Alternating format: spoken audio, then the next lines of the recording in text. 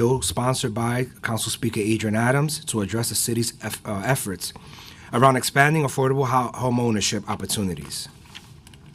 But before we get started at this hearing, the committee will vote on a number of items voted out of our subcommittees. As always, I want to thank Chair Riley and Chair Hanks for their work as our zoning and landmarks chairs. Today, we will vote to approve with modifications LUs 138 and 139 for the 31-17 12th Street rezoning proposal related to property in Councilmember Caban's district in Queens. The proposal including a zoning map amendment and related zoning text amendment to facilitate the development of a new residential building with approximately 35 units, of which 9 would be affordable. A modification would be to add the deep affordability option to go along with MIH option 1. We will also vote to approve LUs 145 and 146 for the 21st Street rezoning proposal, which is located in Councilmember Caban's district. The proposal includes a zoning map and zoning text amendment, which together would facilitate the development of a new mixed-use building with approximately 55 apartments, with 24 to 28 of those units anticipated to be affordable units. We will also vote to approve the modifications LUs 140 related to 250 86th Street rezoning proposal in Councilmember Brandon's district in Bay Ridge, Brooklyn. The proposal consists of a zoning map amendment which will facilitate the legislation of a doctor's office within an existing building. A modification will change the proposed R6B designation to an R5D designation and will also modify the boundaries of the proposed new district. These modifications will ensure the rezoned area remains contextual with the existing surrounding building. Councilmember Brandon supports this proposal as modified. As Chair Riley indicated in our zoning subcommittee, I'll note that LUs 141, originally included as part of the 86th Street rezoning proposal, was withdrawn by the applicant in writing on September 17th. Pursuant to the council rules 11.60B, the application under LUs 141 is void. And I now make a motion pursuant to council rules 7.90 to file LUs 141 and remove it from the council's calendar. We will also vote to approve LUs 143, an application submitted by the Department of Housing and Preservation and Development related to the Malcolm Shazam Harlem Plaza project in Councilmember Salam's district in Manhattan.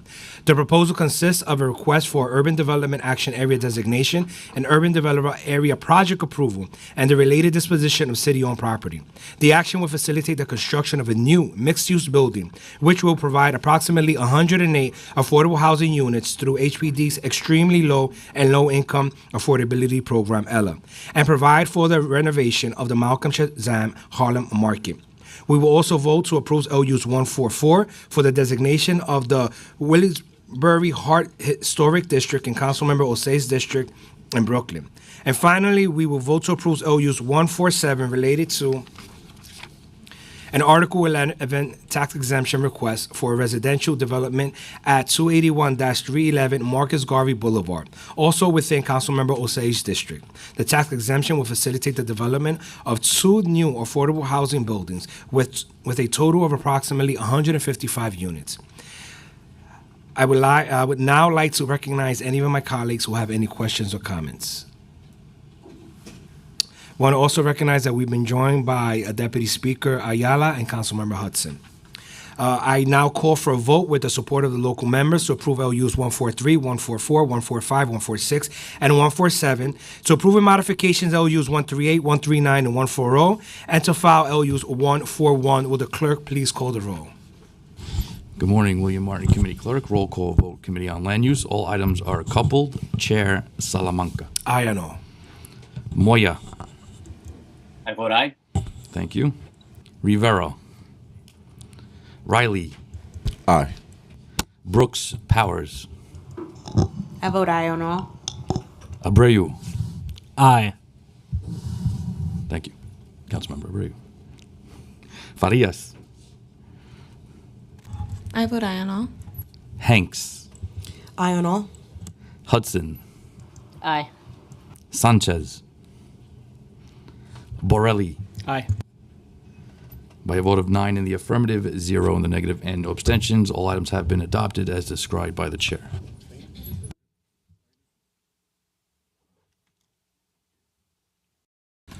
I want to thank the Sergeant at Arms and the public for attending this voting hearing. We will now take a 5-minute recess, and we will begin the hearing in 5 minutes. Selena, do we have anything on the speaker bill? Is it in here? I can't find it in.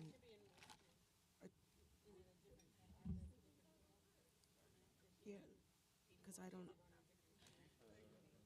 because it should be here. I'm looking, I didn't see it.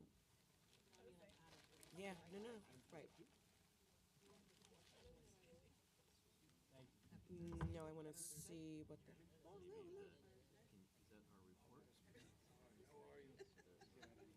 I just want the bill. Yeah, it has a password on it.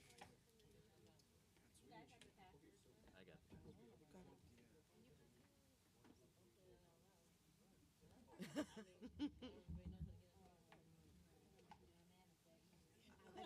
I don't know if anybody'd be like, I need to steal that.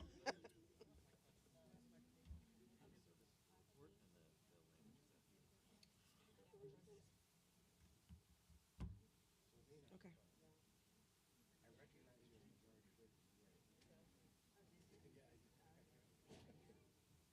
He sure did.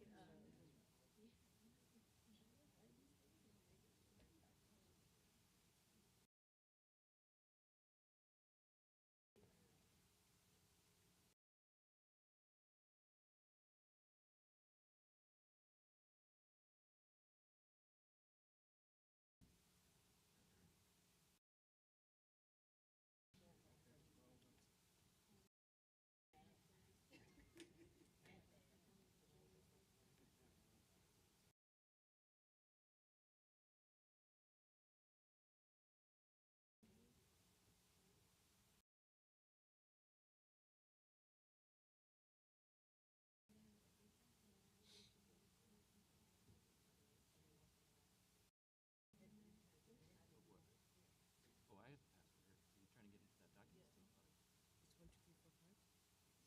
3, 4, 5. One word.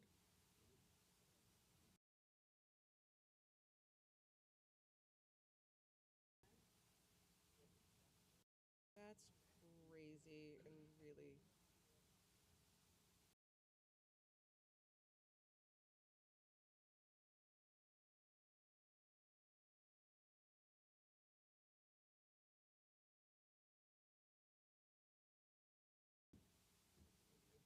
Invalid. Please try again. Thank you. I'm sorry.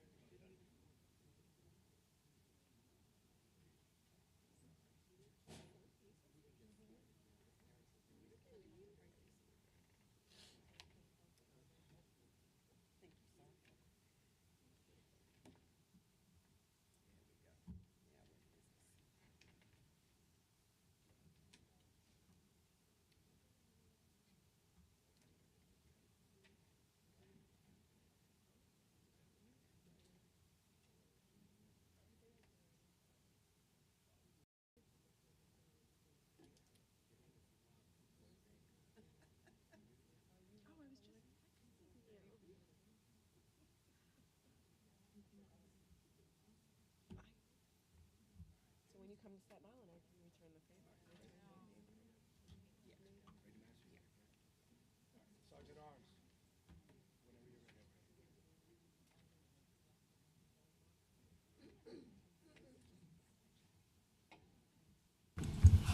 All right, welcome back. I would like to recognize that we've been joined by Speaker Adrian Adams, and we've also been joined by Councilmember Pedina Sanchez.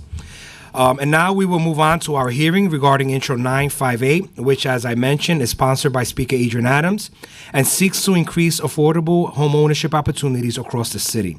The benefits of homeownership are well documented and include greater stability for families and neighborhoods, as well as the opportunity for intergenerational wealth building.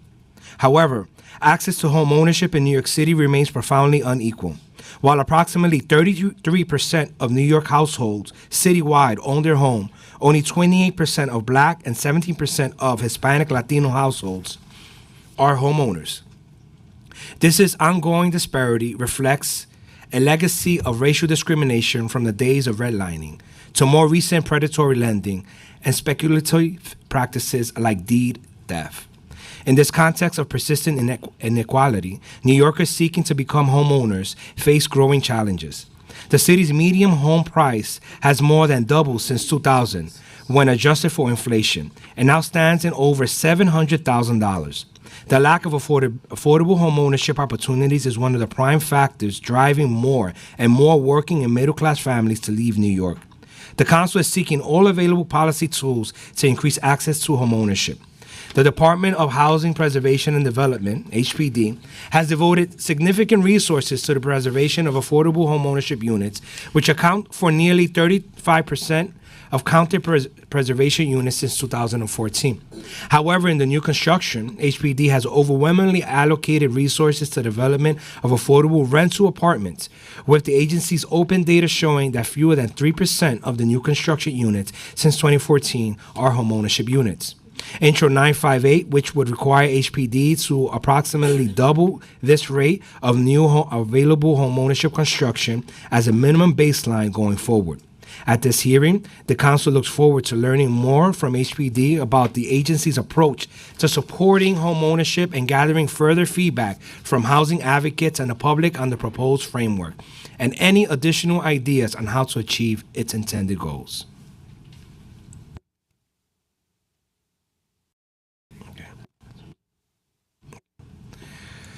Before we begin today's hearing, I remind everyone that this meeting is being held in hybrid format, and members of the public may view a live stream broadcast of this meeting at the council's website.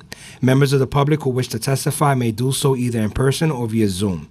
Those wishing to testify by Zoom must register online at the New York City Council website at www.council.nyc.gov/land use to sign up. For those of you here in person, please be sure to see one of the Sergeant-at-Arms to prepare and submit a speaker card.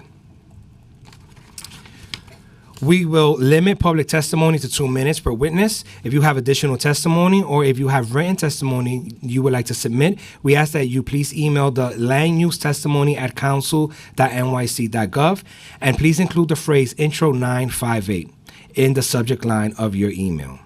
Lastly, I would like to remind everyone that this is a government proceeding, and decorum must be observed at all times. Members of the public are asked not to speak during the meeting unless you are testifying.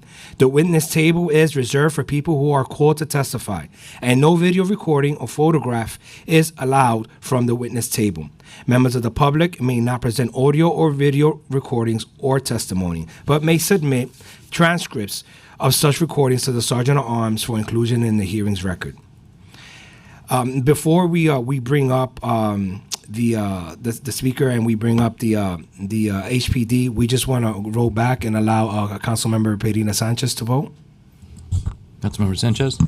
Thank you, Chair. Aye on all. Thank you. Vote is currently at 10 in the affirmative. Thank you. And now I'd like to invite Kim Darga and Ahmed Tigani appearing on behalf of HPD to the witness table. And I will, before we ask for them to administer the oath, I would like to allow Speaker Adrian Adams to opening testimony. Thank you so much, Chair Salamanca. Good morning, everyone. I thank the chair for leading today's Committee on Land Use hearing, which includes my bill, Introduction 958. It is legislation to increase the number of homeownership opportunities created by our city for New Yorkers. And thank you to everyone who's joined us here today. Affordable homeownership is key to promoting stable and economically healthy communities. It is integral to keeping working and middle-class families in our city, especially at a time when it has become increasingly harder for them to remain here as a result of housing and child care-related pressures. I was fortunate enough to grow up in Hollis, Queens, in a home. And when it was time for my husband and me to put down roots and raise our own family, we chose Jamaica, Queens. And that's where we bought our home. We raised our family there, and 35 years later, we are still there. Homeownership paved the pathway for us to stay in our community and to be a part of investing in our community. That was the case for many families in my native Southeast Queens, and it's why I have advocated to protect and expand home ownership opportunities for New Yorkers who want to stay in their neighborhoods. However, it has become far too unattainable for families to access similar opportunities previously afforded to live in this city and buy a home. The city's median home price has more than doubled since 2000 when adjusted for inflation, and now stands at over $700,000, putting home ownership out of reach for the majority of New Yorkers. The lack of affordable home ownership opportunities is pushing more and more working and middle-class families to leave this city that they love. This is leading us to lose the strength that diverse families contribute to our city. Access to home ownership remains profoundly unequal based on race. While 42.5% of white households in New York City own their homes, only 28.3% of black households and just 16.7% of Latino households are actually homeowners. These persistent disparities reflect the legacy of discrimination, including practices such as redlining that perpetuate wealth gaps that impact our city to this very day. Our city's black population has declined by nearly 200,000 people over the past 2 decades, and the lack of opportunities to own a home is a major factor. It is deeply alarming.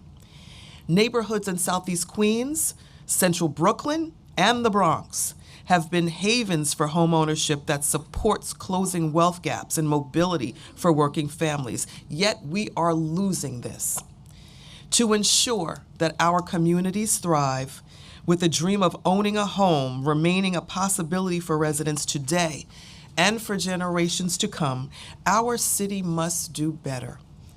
Part of the solution is my bill, which aims to at least double the pipeline of affordable home ownership opportunities throughout the city. We must dedicate more resources to build more affordable homes, support first-time home buyers, and ensure homeowners can remain in those homes. Introduction 958, which I first outlined in my State of the City address this year, would require the Department of Housing Preservation and Development to double its current rate of affordable home production, including new single-family, two-family, multifamily, co-ops, and down payment assistance programs. It would also require that at least half of the subsidized homeownership units be newly constructed, in addition to the conversion of rental units into homeownership opportunities and down payment assistance programs. Today, I look forward to hearing about the city's approach to creating new homeownership opportunities, how this legislation will impact that approach, and other feedback from our stakeholders. Thank you, Chair Salamanca. I now turn it back over to you. Thank you, Speaker Adams. Now we're going to bring up the HPD panel. I'm going to ask that the committee counsel please administer the oath. Panelists, would you please raise your right hand and state your name for the record? Kim Darga. Amit Tigani. And do you swear to tell the truth, the whole truth, and nothing but the truth in your testimony before this committee and in answer to all council member questions? Yes. Yes. Thank you. Thank you. Welcome, and you may begin. Good morning, Speaker Adams, Chair Salamanca, and members of the New York City Council Committee on Land Use. My name is Kim Darga, Deputy Commissioner of the Office of Development at the New York City Department of Housing Preservation and Development. I'm joined by Ahmed Tigani, First Deputy Commissioner and Chief Diversity Officer of HPD. Thank you for the opportunity to testify about Intro 958. Based on findings from the 2023 New York City Housing and Vacancy Survey and other available data, this council made a determination last spring that the city remains in a state of housing emergency. Almost all New Yorkers are deeply impacted by the shortage of available low-cost and affordable housing, most acutely on the rental side. We know from the 2023 New York City HVS that our city net rental vacancy rate was the lowest in decades at only 1.4%. It is even lower amongst the lowest cost rentals for homes below $1,100. It was just 0.4%. Median asking rent was $3,000 per month, almost double median rent citywide. Median renter household income was $70,000, much less than the $120,000 that a household would need to be able. Sorry, yeah, I got the mask on today.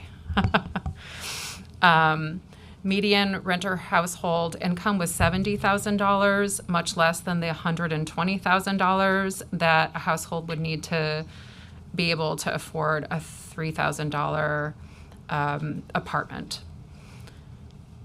43.1% of renter households in New York City are rent burdened, and 25% are severely rent burdened, a primary indicator of financial instability. And since 1993, we have lost 600,000 low-cost rental homes. New Yorkers are struggling to remain stably housed and provide for their families. 13.7% of renter households had been late on rent at least once in the last year. 16.4% of renters were food insecure, and 6.4% were very food insecure. Over 100,000 New Yorkers are in DHS shelter.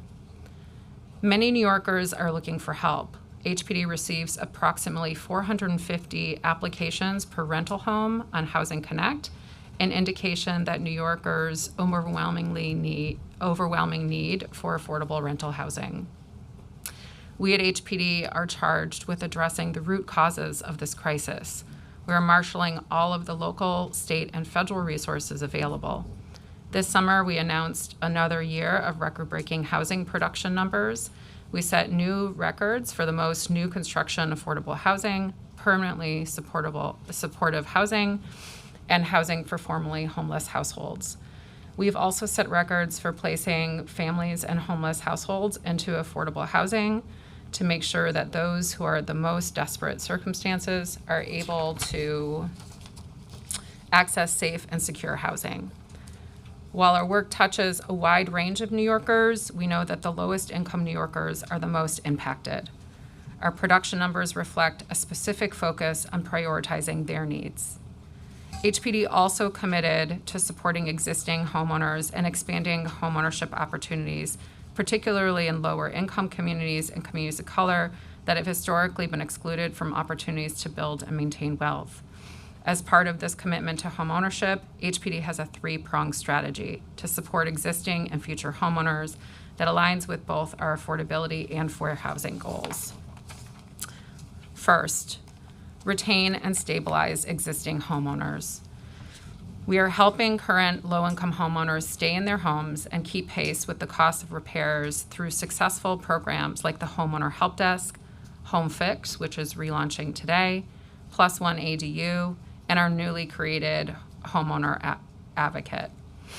Existing homeowners are telling us they need this support. For example, 2,800 homeowners expressed interest and support to build accessory dwelling units to support their family and improve financial security. HPD also provides funding to Mitchell-Lama developments and HDFC cooperatives that are struggling financially and to support making renovations to maintain housing quality. With City's Council's authorization, the J51 program can also support investment by low-cost condominiums and cooperatives. Increasing access to existing homeownership opportunities with down payment assistance is our second prong. In recent years, HPD has expanded the Home First program. In 2021, we increased the amount available to each household from $40,000 to $100,000 to better align with the realities of our housing market. This increased assistance has enabled more first-time home buyers to purchase homes in a wider range of neighborhoods across New York City in accordance with our fair housing goals. We are actively looking at ways in which we can improve the program to increase the number of new first-time homebuyers it can serve each year. And as part of Housing Our Neighbors, the administration increased funding for the program to support broader use. Third, creating new homeownership opportunities. Through the Open Door program and Affordable Neighborhood Cooperative program, we create new homeownership opportunities for low, moderate, and middle-income New Yorkers. In addition, the administration worked closely with the New York State Legislature to enact 45X, Affordable Neighborhoods for New Yorkers, a critical housing production tax incentive that will unlock affordable homeownership opportunities. The administration is also working closely with the City Council to advance the City of Yes for Housing Opportunity Tax Amendment, which will remove zoning impediments and allow a little more housing in every neighborhood, unlocking the potential for more homeownership units, especially in the outer boroughs. Our work to create new homeownership opportunities is, however, resource intensive. Homes created through Open Door require roughly 2 times as much city subsidy, and ANCP requires approximately 3 times as much city subsidy to develop compared to new affordable rental housing. We are committed to these programs as part of our 3-pronged strategy to assist existing homeowners and provide opportunities to new homeowners. We're also acutely aware of the need to balance our focus on homeownership with our equally important commitment to stabilizing the many New Yorkers experiencing acute housing instability and living in poorer quality housing. Those New Yorkers need us to produce as much affordable rental housing, supportive housing, and housing dedicated to households coming out of shelter as possible, and to continue to invest resources in renovations of existing affordable housing. Increasing our homeownership production requires us to make difficult trade-offs given the limited resources we have. In regard to the legislation being heard today, HPD supports the goal of Intro 958 to support homeownership as evidenced by our 3-pronged strategy. We also need to balance the impact that the proposed requirements would have on our resources and our ability to create and preserve as much affordable housing as possible given the number of New Yorkers in need. Rigid pipeline requirements would limit HPD's ability to maximize our resources in each closing cycle as effectively and efficiently as possible, and even potentially result in money or projects left on the table. Meeting this target may force HPD to deprioritize construction of new affordable rental housing or the preservation of affordable rental and homeownership properties, including 1 to 4 family homes, HGFC cooperatives, and Mitchell-Lama cooperatives.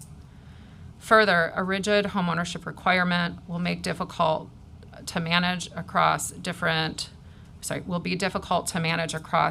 lending environments. High interest rates and more restrictive lending practices can at times impact interest within the market in financing homeownership, as well as low and moderate income New Yorkers' ability to get the financing necessary to participate in HPD's homeownership programs. High interest rates, for example, make mortgage payments more expensive, putting homeownership out of reach, or requiring significantly more HPD subsidy per homeownership unit. These national and even global trends can impact our ability to meet restrictive homeownership production requirements year over year. As City of Yes for Housing Opportunity is right around the corner, we look forward to working with Council to advance a critically needed tool to build more housing, including homeownership citywide, and working hand in hand to implement the Speaker's Fair Housing Framework. These 2 important and ambitious initiatives will help us address some of the most critical housing challenges we face as a city: None of this would be possible without support of the City Council under the direction of Speaker Adams. Thank you for your leadership and continued partnership in this effort, and we're committed to working together to develop new and creative solutions to the housing challenges we currently face. Thank you for the opportunity to testify about this important issue, and we look forward to your questions. Thank you for your testimony. Now I will hand it over to Speaker Adrian Adams for the first round of questions. Thank you very much, Deputy Commissioner, for your testimony this morning, and welcome again to both of you. It's great to see you all, as always. I want to talk a little bit about the Open Door term sheet and program. How many projects and units have been financed by HPD's Open Door term sheet since it was created? So the Open Door program was created in 2017, and since then we have financed 10 projects with 451 units. Last year was our most significant year. We financed 177 units, and committed $73 million. Okay, now, since 2017, now what's prevented the numbers from being higher? Yeah, I think there are some, we talked a little bit about this in the testimony, but there are certainly some challenges in financing new affordable homeownership. This is one important prong, the three-prong approach. We are also very invested in making sure that existing lower-income homeowners can stay in their homes and can make improvements to housing quality, and also very interested in increasing access through our down payment assistance programs. For Open Door and the other main program that we have that creates new opportunities, which is the Affordable Neighborhood Cooperative Program, it is particularly the cost that is a challenge. We do have an extremely robust capital budget, thanks in part to City Council's continued support. And so this year we have $2.2 billion. That sounds like a tremendous amount of money, but we're also constantly trying to figure out how to do more. The cost of building a new home through Open Door last year was $410,000 per unit. And that's about twice as much as what we invest in affordable new construction on the rental housing side.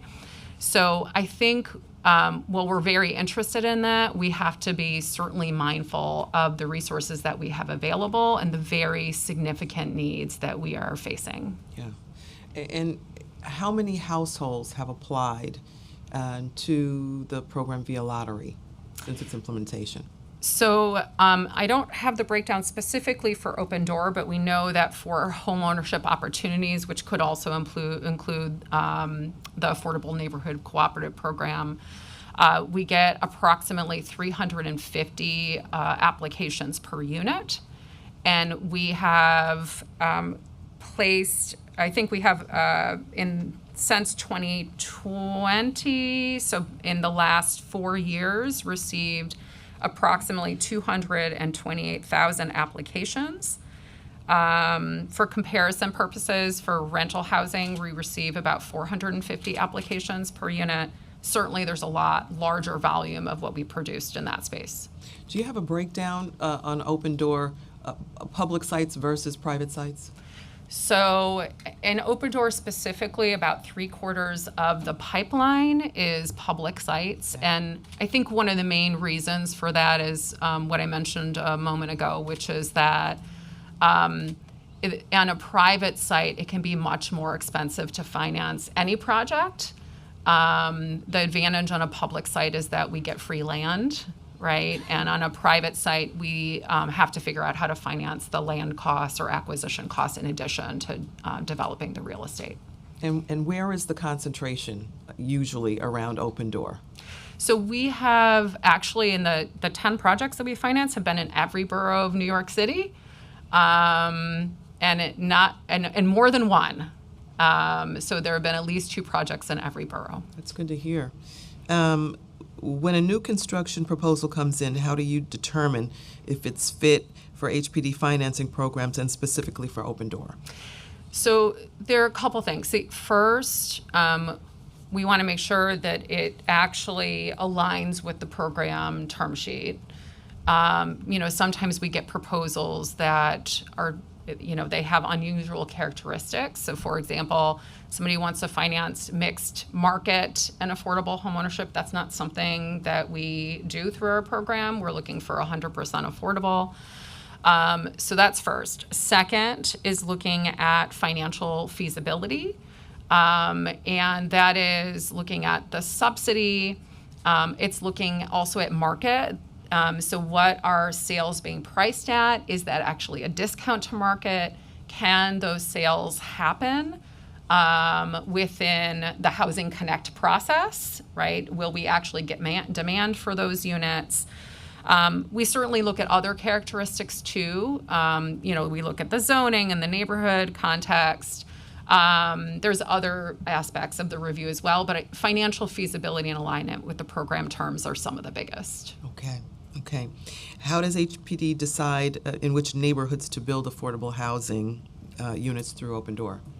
So the program is open citywide, and we're open to taking proposals across the city. As I mentioned, we have finance projects in every borough. It is a large determinant of where we can build is the financial viability of the project. So parts of the city that have higher land acquisition costs would be far more expensive. So if the average cost of an Open Door project in 2024 was $410,000 per unit, land costs, let's say downtown Manhattan, that would make that a much more expensive project for us to finance. There are some parts of the city where the market for homeownership may not be as strong. And so for us to finance a project, as I mentioned, we'd want to make sure that we're actually providing affordability within that context, meaning if the market for homeownership is, let's say, 80 to 100% AMI, which would be on the lower end of New York City, we'd be having to price units much deeper than that to actually make sure that they could be leased up and sold. That then, if we have to price much deeper than that, can also increase the cost dramatically. So those are a couple of the factors that can really drive financial feasibility. There's also construction costs and any those types of factors. But it is a program that's open citywide. But like I said, the financial feasibility doesn't always work everywhere. And if I could just add, so from a planning perspective, in our neighborhood plans, we try to look for opportunities to create multiple building types and housing types. So a good example is the Bed-Stuy neighborhood plan that HPD started in 2016, 2017 and moved forward. And out of that, we looked at public parcels that we had, and one of the projects that we're moving forward with soon is a 40-unit homeownership project called the Norma with Almont, a MWBE developer, and Bed-Stuy Restoration. So in that work, when we're looking at community, looking at public and private land, we're taking the response and the feedback from that neighborhood in the visioning plan and then looking for opportunities to build different building types. Great. Okay. This year's budget agreement included an additional $55 million in annual funding for the Open Door program. How many additional units of new construction homeownership production does HPD estimate will result from this additional funding?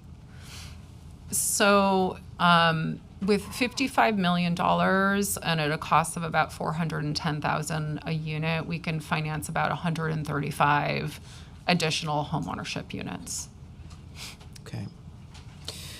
We've seen some Open Door developments able to reach deeper levels of affordability, which we've been speaking about, such as those proposed by Habitat for Humanity. Mm-hmm. What are the tools or factors that enable the HPD to reach those deeper levels of affordability?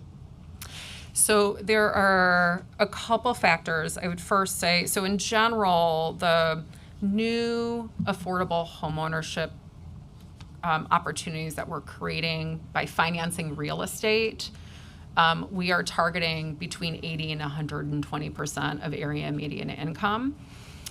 We have occasionally had some units priced lower than that, and again, that's in part based on the market, local market conditions.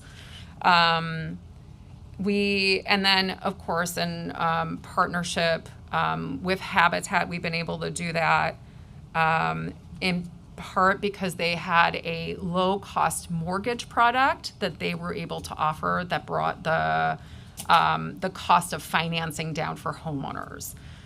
That product is no longer available. So I think what can make it more viable without driving the public investment cost up, without driving the subsidy up dramatically, is certainly where there's commitment from city council or borough president to invest RIS-OA, right? That can help. Inclusion of non-sitting funding, including state funds. So right now, New York State does have about $400 million that is available for the Affordable Homeownership Opportunities Program. A portion of that will be available within New York City, and so that certainly can help. Some projects, there's a possibility of contribution of developer equity by the developer that in part depends on the sales prices and other economics of the project. And then, of course, lower acquisition and land costs can make that viable too. The higher the construction and land costs, the harder it is for us to bring the sales prices down without really having a very high subsidy need. Okay. You touched on this a little bit in your testimony about the bill specifically. Tell us again, in a little bit more detail, what are the challenges that you foresee in meeting the requirement of my bill, of Intro 958, that 6% of all affordable units HPD subsidizes are for homeownership? So I think we're certainly committed to homeownership. I talked about the three-pronged approach. I think what is concerning us is the potential unintended consequences of having it structured, having that commitment structured as a percentage target of overall financed construction.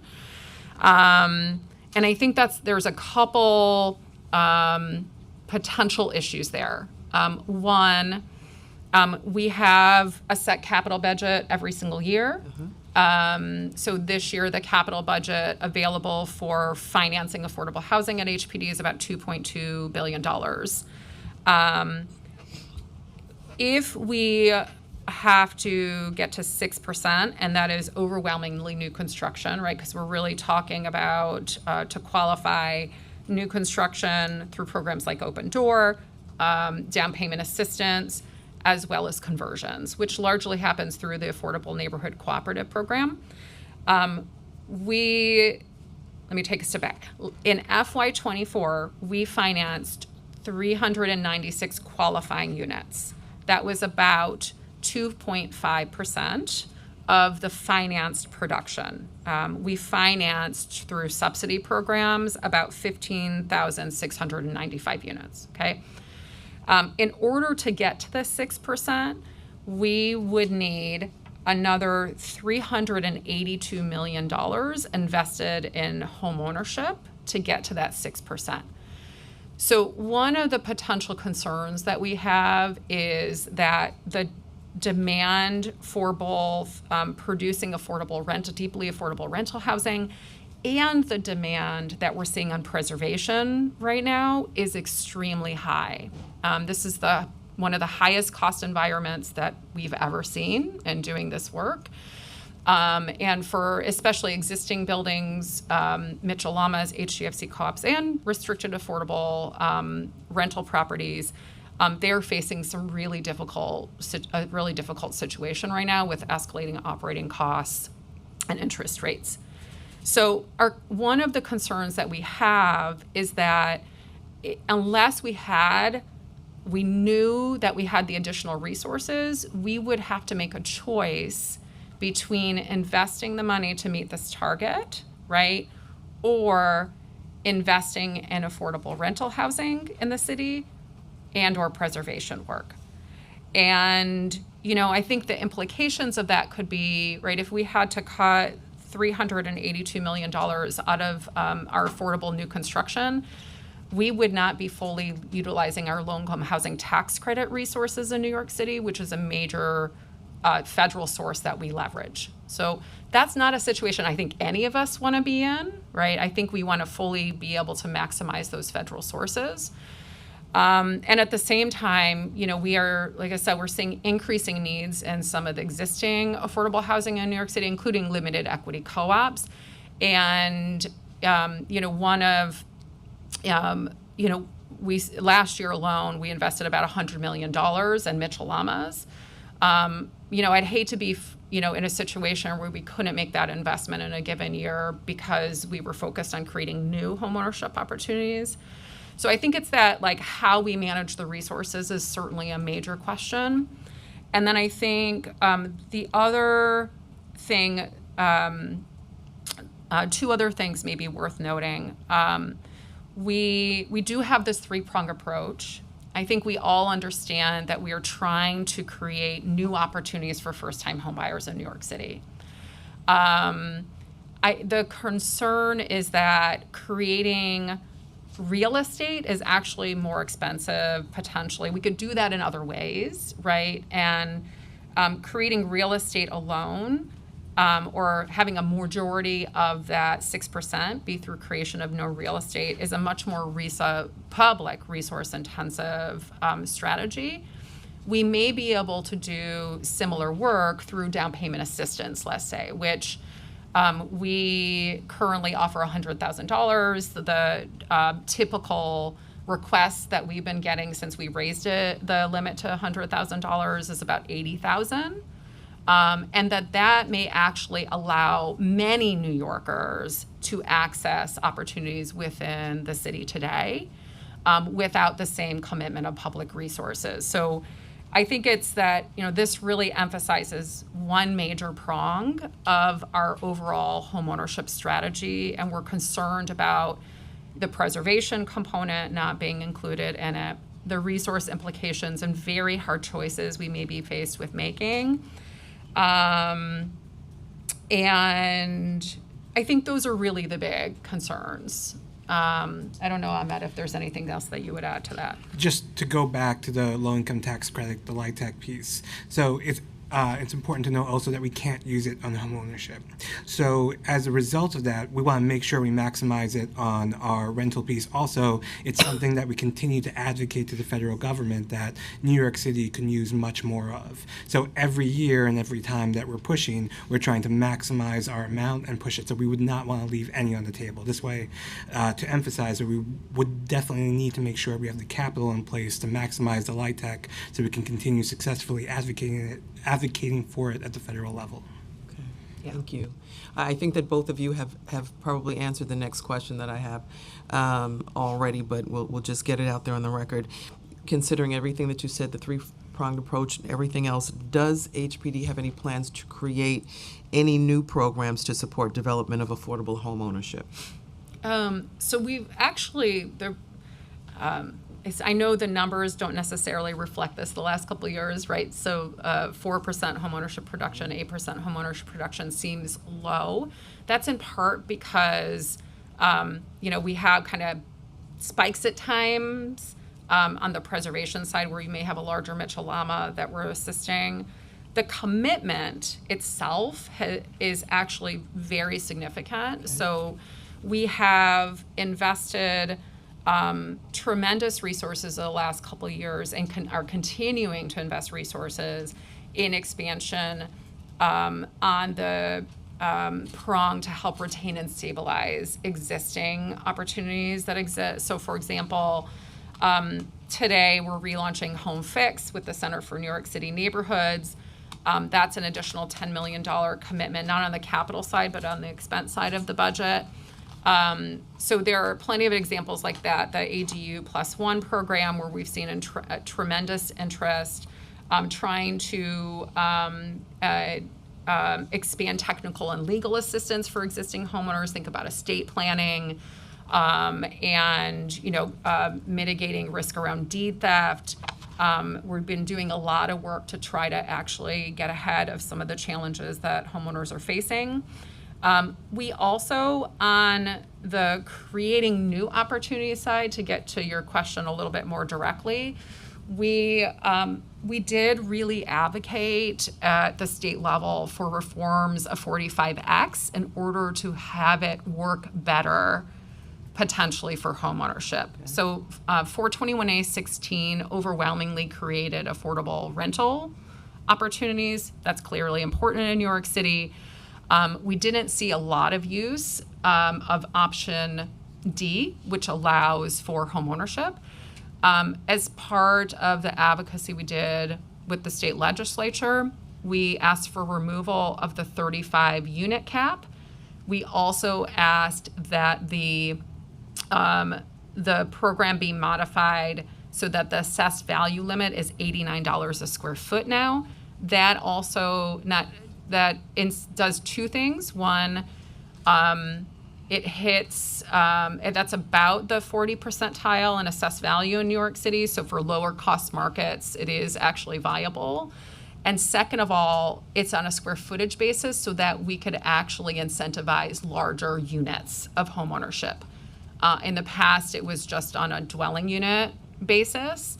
And we were seeing that where there was homeownership produced, it was smaller units that were being produced. So we think that, coupled with some of the zoning incentives, like mandatory inclusionary, which also allows homeownership, if we move forward, when we move forward on City of Yes for housing opportunity, that also will provide flexibility both for rental and homeownership opportunities. So we think that now that we have a tax incentive that potentially will work without a lot of additional public subsidies, that we may be able to create some lower cost homeownership in the city. The only thing I would add is a program that the council knows well, which is the Zombie Home Initiative, something that we actually have seen expanded and improved with state advocacy.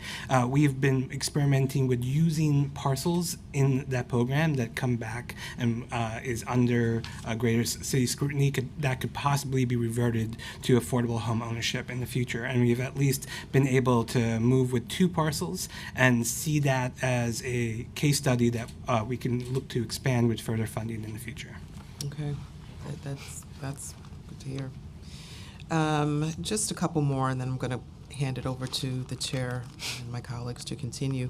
And looking at down payment assistance, you spoke a little bit about that, Deputy Commissioner. The Home First program, how many people have actually applied to Home First over the last 5 years? So I think I have the applications. I will double check that. I might have to get back to you in a minute. I know that we have actually, in the last decade, assisted just under 1,000 first-time home buyers and acquiring in New York City. It's actually the amount that we've helped, the amount of home ownership we've helped New Yorkers access through Home First far surpasses Open Door, ANCP, or any other individual program. And we actually think there's really significant opportunities to think about ways that we could actually do more through that program.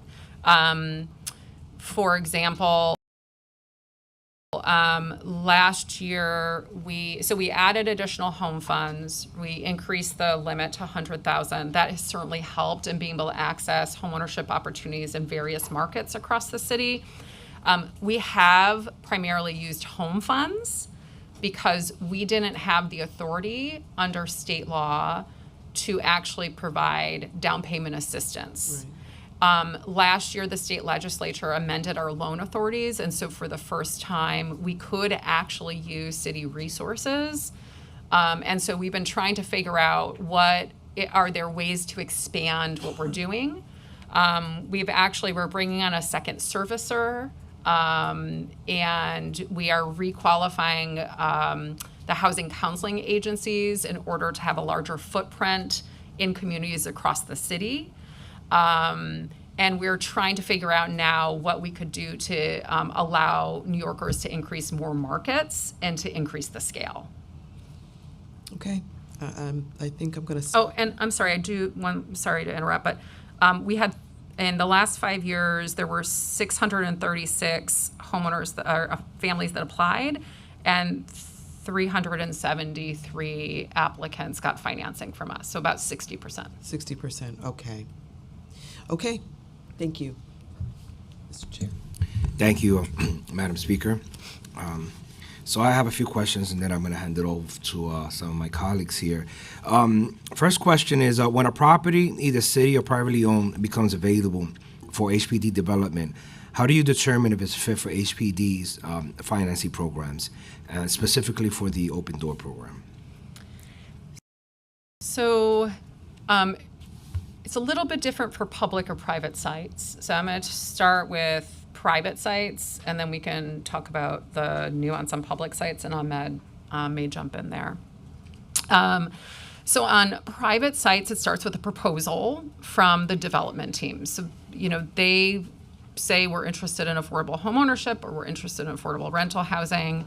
They submit, the specifics of that project, what they would build, whether it complies with zoning, information about the market, a whole slew of information. And then we evaluate that, and we look at it in terms of, does it align with the program parameters that HPD has, and is it financially feasible? Those are really the big questions that we are grappling with. And as I mentioned just a couple of moments ago, one of the things on homeownership that, and this is true of rental housing too, understanding the market is really important. So in some markets, the homeownership, there may not be a really robust homeownership market. There are other parts of the city where there is, right? And so what is within the market? How are units being priced? If we were going to finance a project, are we going to be financing at a significant discount to market? Because our goal is certainly to produce affordable opportunities. And if the answer is no, it may not actually make sense for us to finance that project. So that actually does, that is a big consideration when we're looking at whether we would provide public assistance. And I'm sorry, Ahmed, do you want to talk about the public sites? So I think that there are two levels. One is when we're looking at a neighborhood plan and we may have multiple parcels or multiple pieces of land. The feedback that we get from the community and the work and the numbers and the analysis that we do may suggest that we are looking at a number of different housing types we want to deliver both on private and public land. So whether that be multifamily housing, extra low income, middle or moderate access, senior housing, supportive housing, we are looking at both the types of housing we're trying to provide, and then also the characteristics of that plot. So the size of the land, whether it's encumbered with any technicalities that make it more expensive or difficult to develop on, and then how that relates to the term sheets and our ability to subsidize per unit. So we're looking at both the qualitative information we get from the community, the number of parcels, the size and land characteristics of the parcels, and the numbers as it relates to the development feasibility of that land. The other thing to think about is when you think about those parcels, we've had a lot of success looking at multiple parcels that may be smaller, too small for a successful multifamily project. But when we put them together in a cluster financing package, you can take 10, 14 individual small lots and build 3 to 4 unit co-op homeownership opportunities. And we've done that successfully recently in Brooklyn, and together created 114 homeownership opportunities just in that project. So we are trying to attack it from every angle. And I would say, again, looking at neighborhoods where the availability of homeownership versus rental and trying to figure out that balance, especially through the lens of recent conversations and improvement on our focus on fair housing, is a big part of those conversations. What kind of outreach does HPD conduct among low and moderate income New Yorkers applying to purchase Open Door and other affordable homeownership units? So there are a couple ways in which we do outreach when it comes to homeownership opportunities. First, we do have housing ambassadors. So let me take a step back. All of our financed opportunities, or anything we financed certainly in the last 5 or 6 years now, has we market it through Housing Connect. So it is all publicly available information. If somebody is interested in the opportunity, that is the place to go. Okay, so that's first. Second, we do have housing ambassadors, so community-based organizations that can help New Yorkers that are interested in affordable housing, whether that's rental or homeownership opportunities, understand our marketing process and guidelines and help them access those opportunities that might be out there, understand what they're going to need to do to qualify. We also, specifically for Home First, there are about 20 community-based HUD-certified counseling agencies that we work with that work with the homeowner at the start. So they actually may have first engaged with that organization for some other reason and end up talking about down payment assistance, or may be specifically interested in how to access homeownership opportunities. Those organizations certainly do outreach and engagement. We also have 2 now servicers specifically for Home First who do outreach as well as review applications for Home First, and that's NHS of New York City as well as the Center for New York City Neighborhoods. And so they also are out there. And then finally, HPD does range of engagement, tabling events, attending events, can work with you as council members if you're interested in hosting an event, basically providing information about both Home First as well as other opportunities that we have. And I know the council has heard about the work on the Homeowner Help Desk. This is a pilot that we put out in the field in 3 neighborhoods in the North Bronx, in Southeast Queens, and Central Brooklyn. Through that work, we saw that we were able to reach around 4,700 homeowners and assist 2,300. But I think it's important to note that the assistance went and really reached low-income and people of color. We saw that at least 80% of the people we served were people of color, and 50%, almost over 50%, were senior. And moving forward with this administration, we're baselining the Homeowner Help Desk. We're going to go from 3 neighborhoods of the city, go citywide, and build in a 3-year contract where we're hoping to reach upwards of 160,000 New Yorkers, at least over 250 events. And this is, coupled with the HPD in your district, which Deputy Commissioner Dargar already spoke about. How would expanding HPD's programs that support low and moderate income homeowners need to be expanded to meet the needs of additional New Yorkers who would become homeowners thanks to Intro 958? So if the question is about outreach, I think that we're moving toward that with the expansion of the Homeowner Help Desk.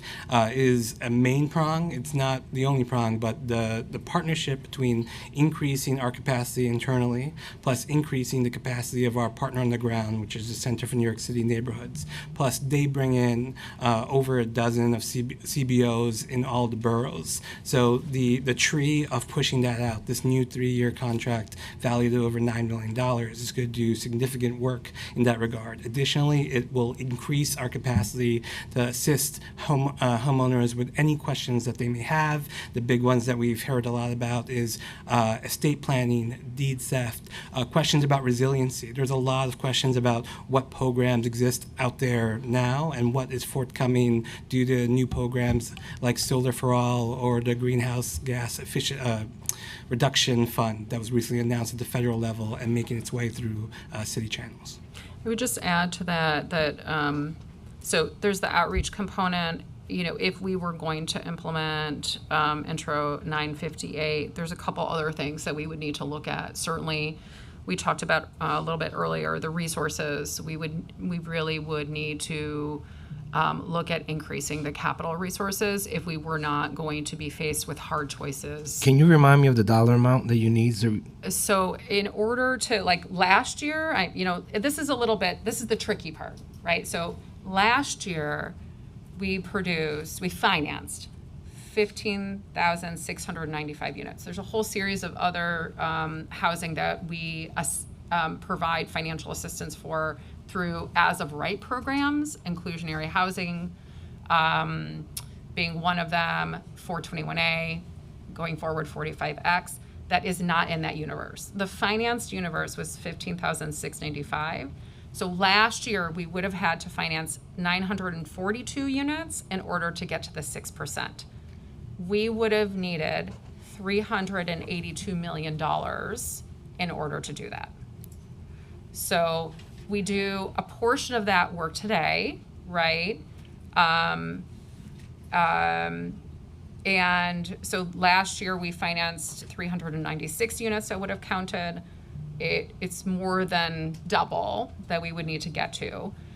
And just for context, that's about 17% of the capital budget this year, right, for about 6% of the housing. So that's what I mean about being resource intensive and having to potentially make hard choices, especially if we didn't grow the pot. And then the only thing is, over the last couple of years, that's last year's numbers. So if the environment continues to accelerate the way it has, and you know from talking to developers who are working in your communities as well, the costs have gone up usually faster and more quickly than they expect. So we would have to continue to reevaluate. That number would change unless the environment would cool down. I understand inflation. Yeah. It's real and it has an effect. But my question is, once a year, the administration goes up to Albany, right? I believe they call it Tin Cup Day, right? There we go, right? And so and I know that the commissioner goes up there as well, and that's your opportunity to ask the state elected officials, give them your priorities, give them your needs. And, you know, speaking to my state elected officials, and I know that the majority whip will speak a little bit on this because we did a home ownership project in your district. There is the state elected officials want to bring home ownership to their communities. So what is HPD doing on Tin Cup Day or any other day that you go up and there's an ask to the state to allocate extra funding for home ownership, separate and aside from affordable housing? Yeah. I mean, there have been additional resources added on the homeownership side the last couple years now. As part of the state housing plan, and then annually there's been some additional resources. The AHOP program did not exist, the Affordable Homeownership Opportunities Program, until a couple years ago. That helps finance limited equity cooperatives. And then last year there was another 80 million added to also finance limited equity cooperatives through another initiative. Some of that, so that's statewide funding. Some of that's available in New York City. That helps, but it is, I'm just going to be honest, it's still not enough if we want to increase the real estate we're financing. It's definitely not enough. So my question, Commissioner, again is, Yeah. what is HPD doing to ask for more money? So we've asked for a greater percentage of the AHOP funds to be used downstate. We've asked for lending authority flexibility to help home ownership, which we saw in last year's state legislative cycle. We've asked for additional work. And J51 again to help limited liability co-ops. We saw that passed at the state level, and we're working with the council to see that move forward. And then we're also asking and working to look at additional assistance for other co-op entities like Mitchell Lamas. So we've been making actually a number of different asks, and we've seen some movement, but we can always use more support. But it sounds like it's not enough. Please use Yeah, we this can always- body. We are interested in helping you Yes, sir. to bring that funding to the city so we can create more home ownership. Yes, sir. We All right, appreciate my, that help. my last question here is there are communities such as Diana, myself, I know Farias, where we're building affordable housing, right? And actually, we're doing more than our fair share, and we want to see home ownership. How can HPD prioritize or change their focus on these communities that are building all the affordable housing in the city of New York, right? Because that's really what's happening here. How can HPD change their focus instead of focusing on more affordable housing in our communities, since we're housing more New Yorkers than other districts, and changing that focus to actually bring in home ownership? Yeah, I think that's a very interesting question. And I think it is, I'm not sure that I have a perfect answer for you today on that. Okay, I'm gonna be honest. I think that from a fair housing perspective, that is a question that we should absolutely be grappling with. And the best answer I have today is we have seen use of down payment assistance in some of the districts. There are not, like if you look at the share of homeownership, it is lower. So the options, there are fewer options for people to purchase. We are open to taking applications through Open Door. And I would, encourage you to talk to developers about your interest in that. We have to then review them from a financial feasibility perspective. The only- Sorry. Go ahead. The only thing I would add here is that, as the Deputy Commissioner mentioned, we have a need and a responsibility to build enough rental housing to match what the demand is in the city. That being said, there are ways we can do it that isn't as HPD resource intensive and using zoning and regulation to build that housing, build mixed income housing, build more affordable housing that would allow us to be able to think creatively and more strategically with the resources that we have. So we've mentioned how the City of Yes zoning text amendment would allow us to rely on more private action in the city to help build up the rental market and include regulated, required affordable housing. That would take some of the pressure that we have in our responsibility to build rental there and think about home ownership opportunities elsewhere in the city. And especially given the fair housing work we've done and where we live as an administration moving into this, the fair housing legislation, your question, Chair, is exactly the one that we're thinking and looking at to making sure that we're having a balance of housing types across the city. It's doable. I mean, in my district, I believe I have what's called Phipps houses. They build Villa Verde. Half of it is affordable housing. The other half is co-op, home ownership. And so, and I know that all the developers are watching. Fair warning: if you want to come to District 17 moving forward, I want to see home ownership. Right there we go, 31. So with that, I'm gonna go to my colleagues who have questions. We're gonna give each council member 5 minutes for the first round. Then we'll do if there's a second round, we'll do 3 minutes. And we're gonna ask you, HPD, please be very direct with your questions so that they can get as many questions as possible. And I'm going to start, of course, with my Deputy Speaker, Diana Ayala. He better. No, I'm only kidding. I love him.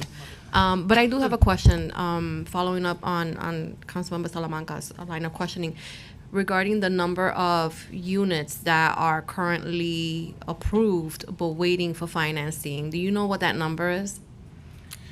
Approved for homeownership? Uh-huh. Oh, I know there are a couple dozen projects. I think there are 23 projects in the pipeline. I don't know the unit count of those projects. And do we know what the length of time each project approximately is on hold for? Interestingly, the pipeline is much bigger on the rental side. So based on the resources we have, we can finance a few projects a year. So it'll take maybe 4 or 5 years to get through the pipeline at the current pace of financing. Not all of the projects in the pipeline today are ready, right? Some of them actually have pre-development work they need to do that's going to take some time. Mm-hmm. But there's a pipeline there, but we're making good progress. And of the 900 plus units that were developed last year, do we know if those units were created throughout the entire city of New York, or were they concentrated to specific communities or boroughs, districts? I know that, yes. There were 396 new units. There was a larger universe of preservation work, right? So that's just the units that would count toward meeting the target if this bill moved forward. Let me just see. So there were homeownership units created in every borough of New York City. And I think almost every single council district, it's a mix of preservation and new construction. Okay. If you wanted the specific breakdown on new construction, I think we'd have to follow up to get it. Yeah, that would be great. That would be great. And I would be remiss if I did not pitch for my own district. I do have a homeownership project that's part of the former MEC project on 125th Street. That's been, in the pipeline for almost 18 years we've been having conversations. There was a lot of, litigation and stuff. So the project, it hasn't ever been finalized. We agreed through ULURP to a number of units that, I understand the city now may have some difficulty funding as is, but I would really welcome a conversation about what the strategy is moving forward in terms of, can we build half now, half later? Are we never, is it a definitive that we are not able to get to the number that was agreed upon through ULURP?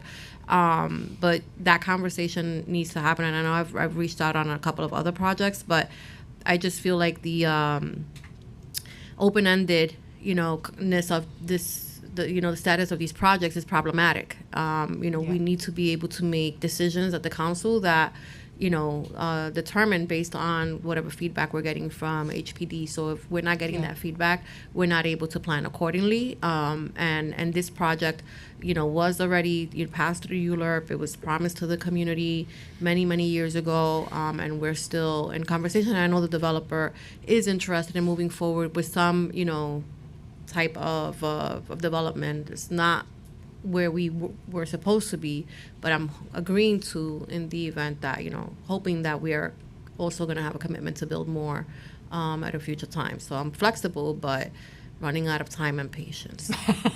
Okay. Yes, we absolutely are happy to sit down and I appreciate talk that through. I appreciate that. Thank you. Yeah. Thank you. I'm just going to have to shift briefly. The next line of question, I'm just going to give Councilmember Perina Sanchez 5 minutes. Thank you so much, Chair, and good morning, everyone. First, I just want to thank the Speaker and the Chair Salamanca for this hearing and at least sparking this conversation in public. It's really important. In Speaker Adams and Chair Salamanca's remarks, they highlighted how low the homeownership rates are in New York City. So 30% New York City, 53% in the state, and almost 70%, 65% nationally. In my community, fully 94%, as you will always hear me say, 94% of our 170,000 residents and 55,000 households live in rental housing. Only 6% own. This is one of the lowest homeownership rates in the city. We're also over 98% Black and Latino, with a median income per worker at $23,000. Our neighborhood is as strong an example as there can be of the horrific legacies of redlining, discrimination, and other policies, other racist policies of the past. HPD, we've talked about the relatively fractional amount of new construction that is going to home ownership. So my first question is about where we live, about the city's plan to affirmatively further fair housing, which you have pursued even in the face of federal administrations that have deprioritized it, the last administration. So what does HPD's Where We Live plan say about what the city should be doing about homeownership opportunities and the racialized impact? And what is the city doing to change that neighborhoods of concentrated poverty like mine, like Chair Salamanca's and others, have such low homeownership rates? So my recollection, and I don't have the plan here today or full summary, so we can follow up if we've missed something, but the big emphasis, one of the big pieces of what we emphasized in Where We Live was access. And one of the reasons that we increased the limit for down payment assistance was actually to give New Yorkers more choice about where they could buy in New York City. And that is also one of the reasons why, as Ahmed mentioned a few minutes ago, we advocated for changes under state law to have more flexible loan authorities so we could not just rely on federal resources for down payment assistance. I'm just going to give you a few examples. There's a price cap. So under federal, under the home program, homeowners, there's limits, right? You can up to 20% of the purchase price is one of the limits. Even with that limit, HUD has imposed a maximum price that someone can purchase. In New York City, that covers a chunk of neighborhoods, but certainly not all of New York City.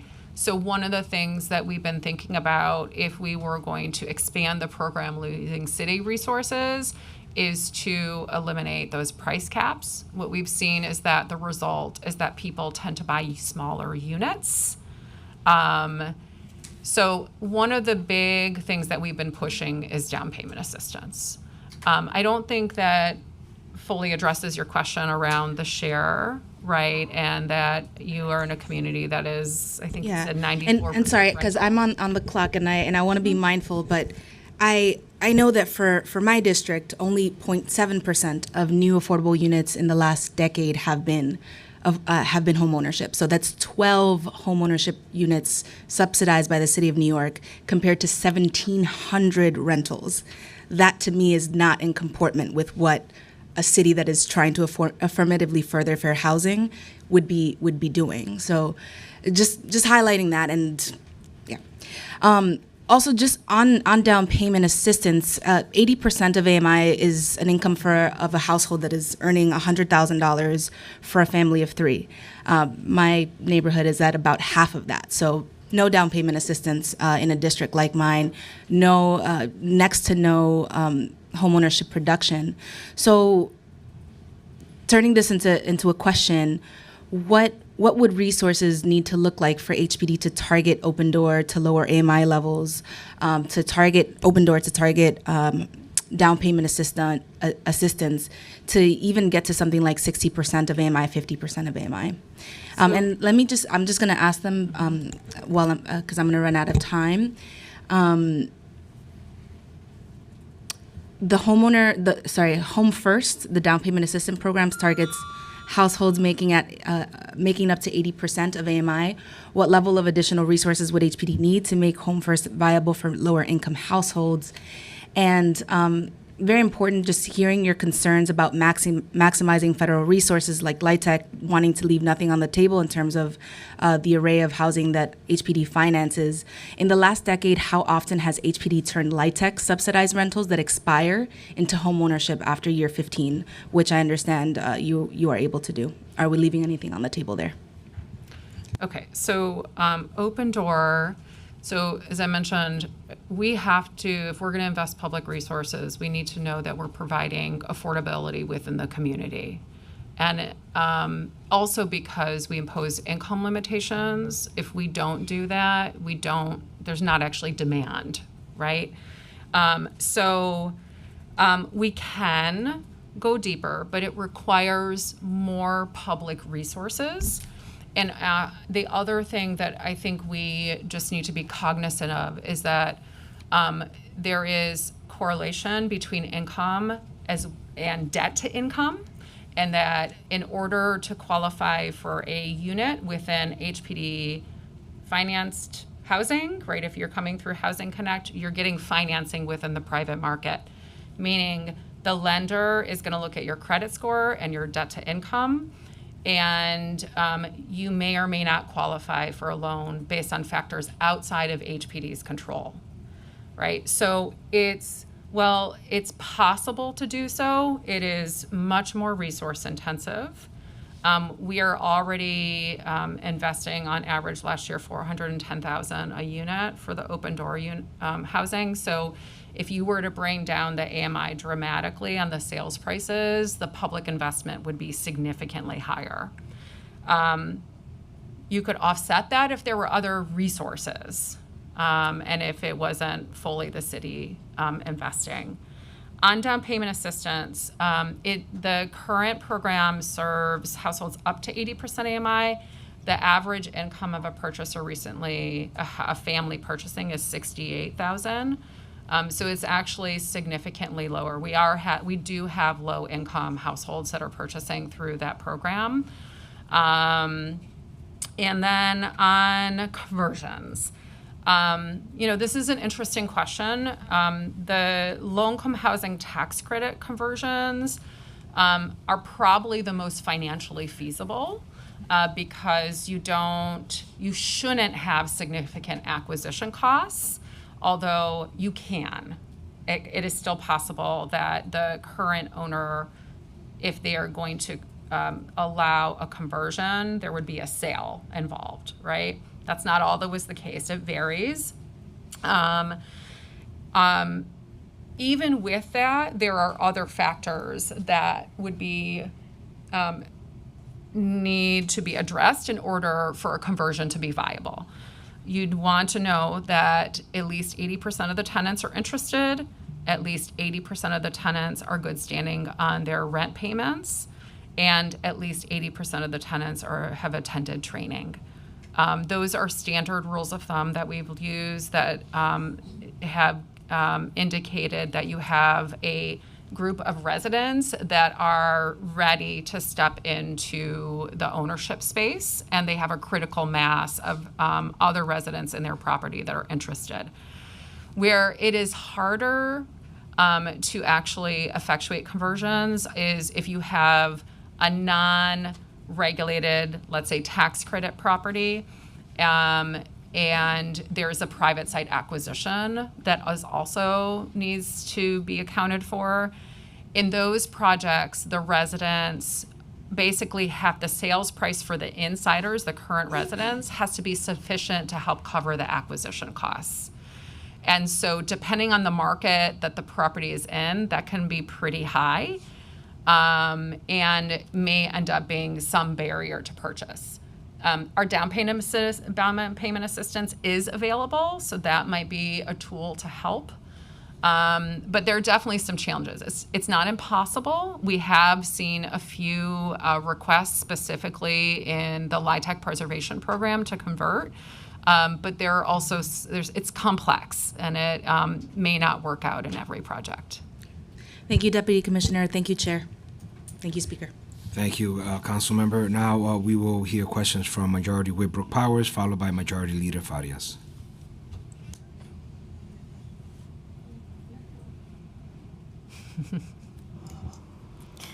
Thank you, Chair. Thank you, Speaker, for this much-needed piece of legislation. And hello, HPD. I will start by saying thank you for recently helping to cut through some red tape with getting someone into a new home. So I do want to acknowledge that. I'm going to ask all of my questions first so that I know that they'll get answered. I will repeat whatever you need. The first thing is, as a co-prime sponsor of Intro 958, I'm concerned about the lack of investment by HPD in homeownership units. Only 3% of affordable units that HPD has financed citywide since 2014 are for homeownership.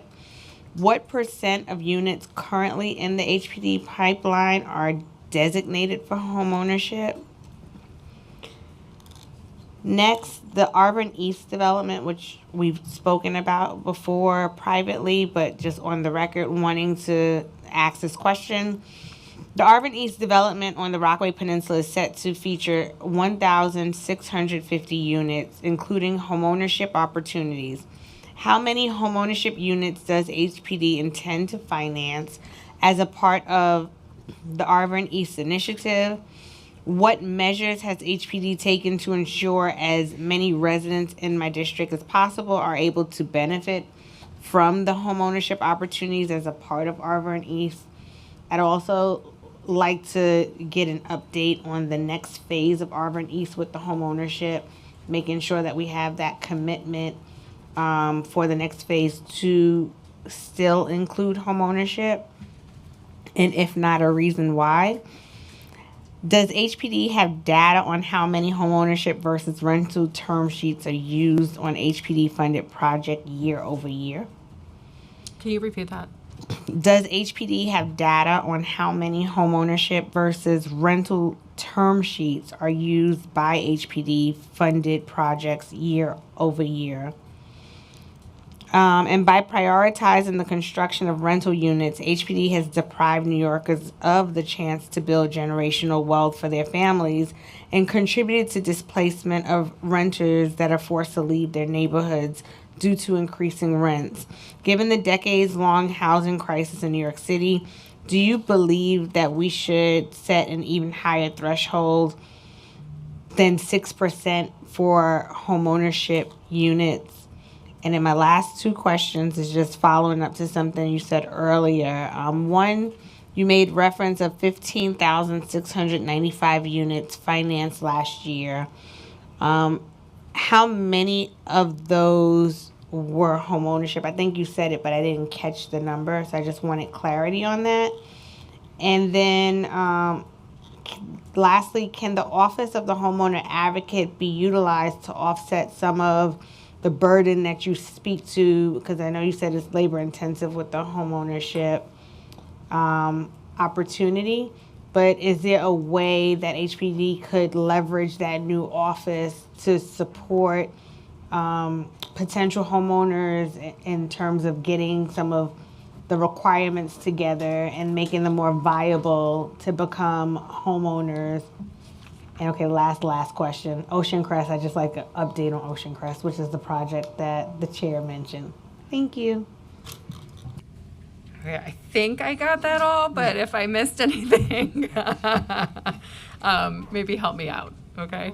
All right, let's see. So the number of homeownership units financed last year, hang on, if you give me 1 second, I can check that.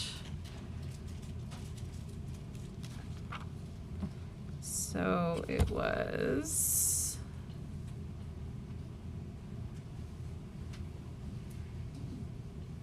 I believe, 2,130 units was homeownership. And that is a mix of preservation and new construction, as well as down payment assistance. A lot of I just want to take a step back, HPD has financed actually a fair amount of homeownership over the years. Most of it was because the city had a lot more public land. And so, and because of urban renewal, right? So the Mitchell-Lama program, for example. So a lot of our work has focused on preserving those homeownership opportunities. And that's why you see a lot of our resource investment has gone into preservation of existing limited equity homeownership opportunities in New York City, as well as more recently an increasing emphasis on providing support to existing 1 to 4 family homeowners. Okay. So let me try to go back and cover some of the other questions. The project questions really quickly. So Arvin East, I don't have the total count of homeownership opportunities. We have been working with the development team there to try to figure out if it's possible to include homeownership in the next phase. So we are in active discussions looking at that. I'm sorry, what would be the barrier for that to be in this next phase, which it should be in? I mean, it's really just, again, we have a certain amount of resources. If we did all homeownership in the next phase, I have a large number of other projects in other parts of the city that I'm also trying to finance. So just trying to make sure that we can move multiple projects forward. But the model, as we discussed, is homeownership and rental in one unit, Yes. which is something that I think some of my colleagues would be looking to do also as they look for homeownership opportunities and finding that balance. So HPD has to kind of figure out how to make that work, because we make these commitments, we vote on ULURP projects with commitments for homeownership and certain things to take place. But then once we vote, we have no more power. It's left with HPD to facilitate this in terms of making sure they're prioritizing in the pipeline. Mm-hmm. But what I'm finding is these projects are getting changed after we've taken a vote on it. Okay, so for context, right, so that is what we're trying to figure out, is if we can finance some homeownership in the next phase. At 90 units of homeownership, let's say, in the next phase would cost us $36 million, which is basically half of our budget this year for Open Door. We have projects in many other communities that are also where they are ready to close, and so we're trying to figure out this is the question that we are constantly grappling with, right? Every council member here has potential projects that they're interested in financing that have that too. So I'm trying to balance the resources and figure out how to advance as much as possible. So we are interested in doing that, but it really is going to come down to, do we have the resources in the near term to do it? And those 90 units for that phase is out of how many? I don't have Like the how- full Arvern, I think the full Arvern. No, not yeah. the full for that phase, because 90 is just a fraction of how many rental units you're still getting out of it. And then also, and I always have this question, we're asked and pressured at times to make these votes on these large developments that HPD is not prepared to even push through the pipeline for years to come. So are we taking these votes too soon at this point, because HPD does not have the capacity or bandwidth to make sure that they are going in a timely fashion? So let me take a step back and give some context. 5 years ago, 6 years ago, if somebody came in and wanted to work with HPD, the pre-development period on new construction project might be 2 to 3 years. If you have to entitle a site, go through ULURP, it could be longer. Costs have escalated at such a degree the last couple of years, we cannot finance as quickly because the pot of resources just does not go as far. So for example, we get $800 million a year in volume cap. That is one of the major sources to finance affordable rental housing in New York City. That $800 million is essentially the same from 5, 6, 7, 8, 9, 10 years ago as it is today, right? So it's not that we don't want to advance the projects as quickly as possible. In fact, that is our goal, right? It's that we have been in an environment where costs are up 30, 40, 50%, right? Interest rates are up, operating costs are up, construction costs are up. And so we're trying to do as much as possible, as quickly as possible. But some of that is out of our control. Fortunately, the capital budget is very robust, but all of the other resources that we depend on have not grown, right? So our Section 8 budget has not grown. Our low-income housing tax credit allocation has not grown. And so we're trying to do as much as we were 5 years ago without necessarily the resource landscape to do it. So all of these, we can go through and ask every one of these questions, but that is the heart of one of the challenges that we're grappling with this legislation, right? Is that we are trying to do as much. We have 100,000 people in shelter. We have a vacancy rate on the rental side of 0.4% for the lowest cost units. We have, I think, a moral obligation to try to finance as much deeply affordable rental housing as we can in New York City. So homeownership is absolutely an important prong, and that's why we have this robust strategy. I'm sorry not to cut you off, because I just want to clarify something. Because we have an obligation to house New Yorkers for sure. But there are New Yorkers who are renting that want to become homeowners.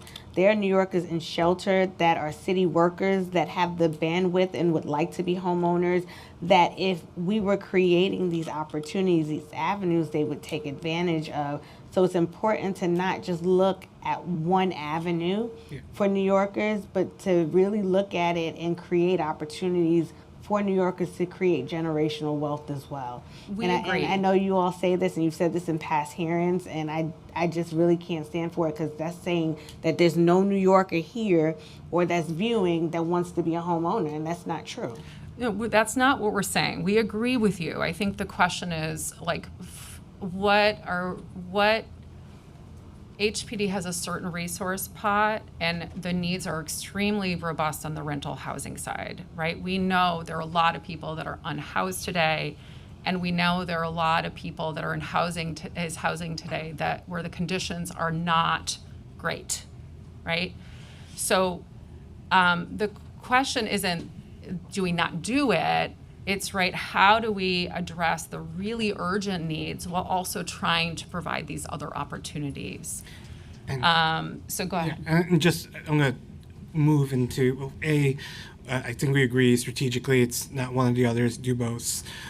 We are focused, obviously, on the lowest barrier to get people immediately shelter and housing, but also, I think you point out, we know that New Yorkers want to be homeowners, and we have an obligation to give them the information and make sure they know how to get on that pathway to do that. And so, first of all, thank you for working with us on the homeowner advocate bill. I actually have with us here Assistant Commissioner Jenny Vale, who is our homeowner advocate, and I wanted to talk about a little bit of the work that she is doing.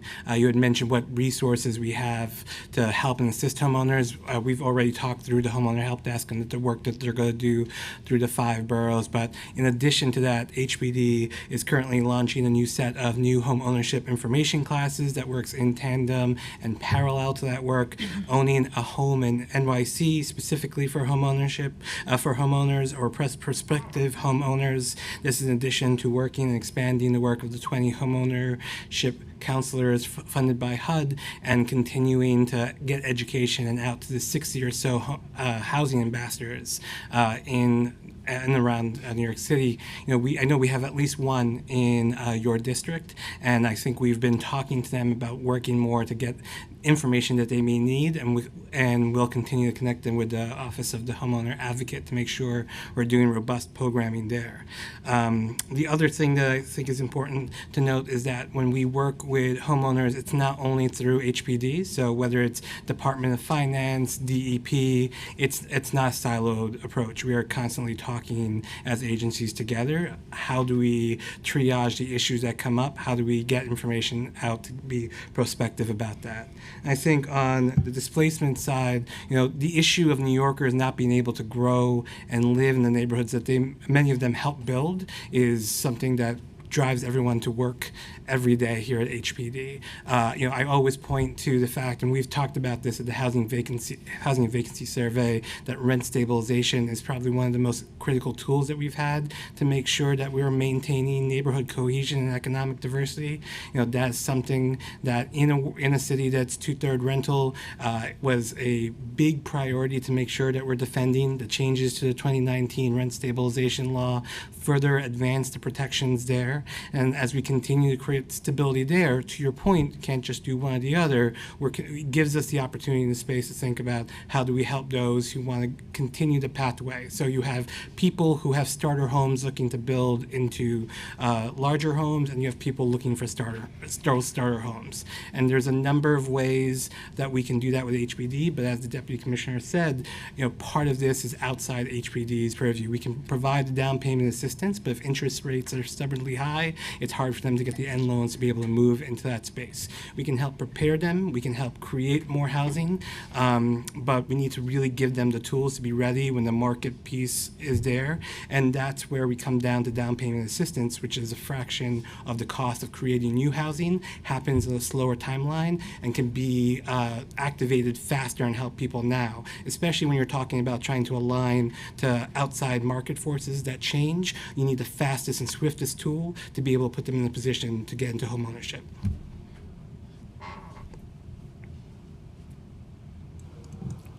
And I didn't get the data information, but I'm going to ask the chair, just in the interest of time, if we can ask them to give that to us after the hearing. Absolutely. Thank you. Thank you for your responses. Thank you. Now we hear from Majority Leader Farias. I know you folks have just been waiting for my questions. Right here. We know, as was stated already by our speaker and chair, that the home price has doubled, making it impossible for people to live here at times, and let alone even dream to own in New York City. While you folks have been focused on preserving a lot of our existing home ownership, HPD also has a variation of means to offer affordability in term sheets for development. And while I think we've been discussing a lot of the LIHTC, I still haven't quite heard the why we are not offering the financing opportunity on mixed rental and home ownership buildings. And maybe I did hear it in a variation of capacity and multitudes of that, but I'd like for you folks to talk a little bit more. And then, if possible, why aren't we offering or looking at creating a term sheet for this, the mixed rental and home ownership buildings, and that possibility? as an offering from HPD. I think the model itself presents a lot of different potential and benefits for communities in New York City, especially ones that look like mine. And I think another part of this, just to kind of piggyback off of what the Majority Whip was stating, is the more families and individuals we move out of rentals and into homeownership frees up the rental units. And so I know we all are looking at it as a cyclical, kind of more comprehensive way, but we do have to also envision that in creation of homeownership means we're also getting to move and transition people into different housing, which means we get to open up and offer up already existing units while we're still building to meet the capacity. So if you folks can talk a little bit about the HPD term sheet. Sure. So there's no dedicated term sheet for mixed rental homeownership, but it is something that we are open to. We are actually exploring on a couple sites. And I think it's really, again, we have to look at financial feasibility. We're still working within the pot of resources that we have. I also think as we're seeing some of these projects, we're also thinking through kind of operations and long-term implementation questions. I don't think that those are, there's nothing prohibitive so much about that model as like they're just, there are some questions about long-term management and operations that we have to work through, especially with our development partners that haven't done that so much before. Okay. Is there general concerns or prospective challenges that you see maybe are already reflective in with other agency work or state level agency work? No, I think again, it's a model we're exploring. I think we're open to continuing to explore it, and I think it's a question of it's the same question around just resource allocation and making sure that we can serve as many New Yorkers as possible. Okay, I think we'd love to continue that conversation. Okay. I'd like to just jump into just one question on backlogs on closings and the connection of maintaining the approved financing. I think for most of us, when we approve a project and we agree on financing or unit count or the affordability levels with AMI, as the Majority Whip stated, we end up with a 2-year, 3-year, 4-year development of that building that over time, sometimes, most times, changes how the financing looks for that development team and the benefits that the community gets. Is it capacity or resources within HPD outside of maybe some of the financing issues that you've already kind of went around, looking at closings and looking at deadlines on how to move projects through that are maybe more on time or could be more beneficial to a community? Yeah, so I think the big challenge, I think we all, fortunately, interest rates, the Fed agreed yesterday to reduce, but in the last 4 years, we've experienced extreme inflation, and that has meant that the cost of building real estate has gone up pretty dramatically. And the impact of that is, fortunately, as we talked about, our capital budget has grown dramatically, and that has helped us keep pace with some of the production work. But the other resources that we rely on to finance our housing have not grown. And so it does mean that it's taking longer to finance some of our projects than it did before. That doesn't mean that we don't remain committed to the project. Sure. And we certainly are committed to achieving the affordability that was discussed and agreed upon. Expenses grow and AMI has grown. And so, it's, we know that means that the rent we thought was 30% AMI 5 years ago and the rent that it is today isn't necessarily the same. But we don't control the operating costs growth, and so we need to make sure that projects are financially viable. The commitments that were agreed to are commitments that we absolutely intend to keep to the maximum extent possible. Chair, if I may have a few more minutes? Yes. Thank you. And then in terms of the closings that you folks have set, how many of them do we look at per quarter, per year, and do we look at it across the 5 boroughs? So the number of closings can vary dramatically year to year because we are financing a huge range of different types of real estate, right? Everything from providing home repair loans to single-family homeowners, to down payment assistance, to financing large multifamily new construction, smaller multifamily new construction, supportive housing, preserving and providing, renovation assistance for HDFC cooperatives and Mitchell Llamas and former LIHTC properties. Like everything you can imagine, we're basically providing assistance in some way. We are closing thousands of transactions. Most of them are through the as of right programs that are easier for us to administer and less resource intensive. So 421A and inclusionary housing has a huge volume of transactions. And of course, a lot of transactions with individual homeowners. So down payment assistance and through our home repair programs. Okay. The amount really varies in terms of transactions. We're trying to get to a certain amount of households that we're serving annually. And so last year, right, we financed over 25,000 units of housing, which is a mix of new construction and preservation. Our goal is to finance as much as possible because we know the needs are so significant. And the only thing I would add is that there's also program areas that are important. So whether we are trying to increase and meet our benchmarks for supportive housing, for senior housing, and then additionally, when we look across the year, there are different points where we see external activity about what financing we'll have. So there are 2 points at least in the year where we know where we're going to get our LIHTC funding, and we know how that will impact each of the different points in the closing season. There are things that close in between the closing season, but those main points and understanding what the external factors would be, what will flow down from the federal government to the state to us, helps define some of that. And then we position the capital resource to match that and then see what else we can do, both on the program side, using those funding sources.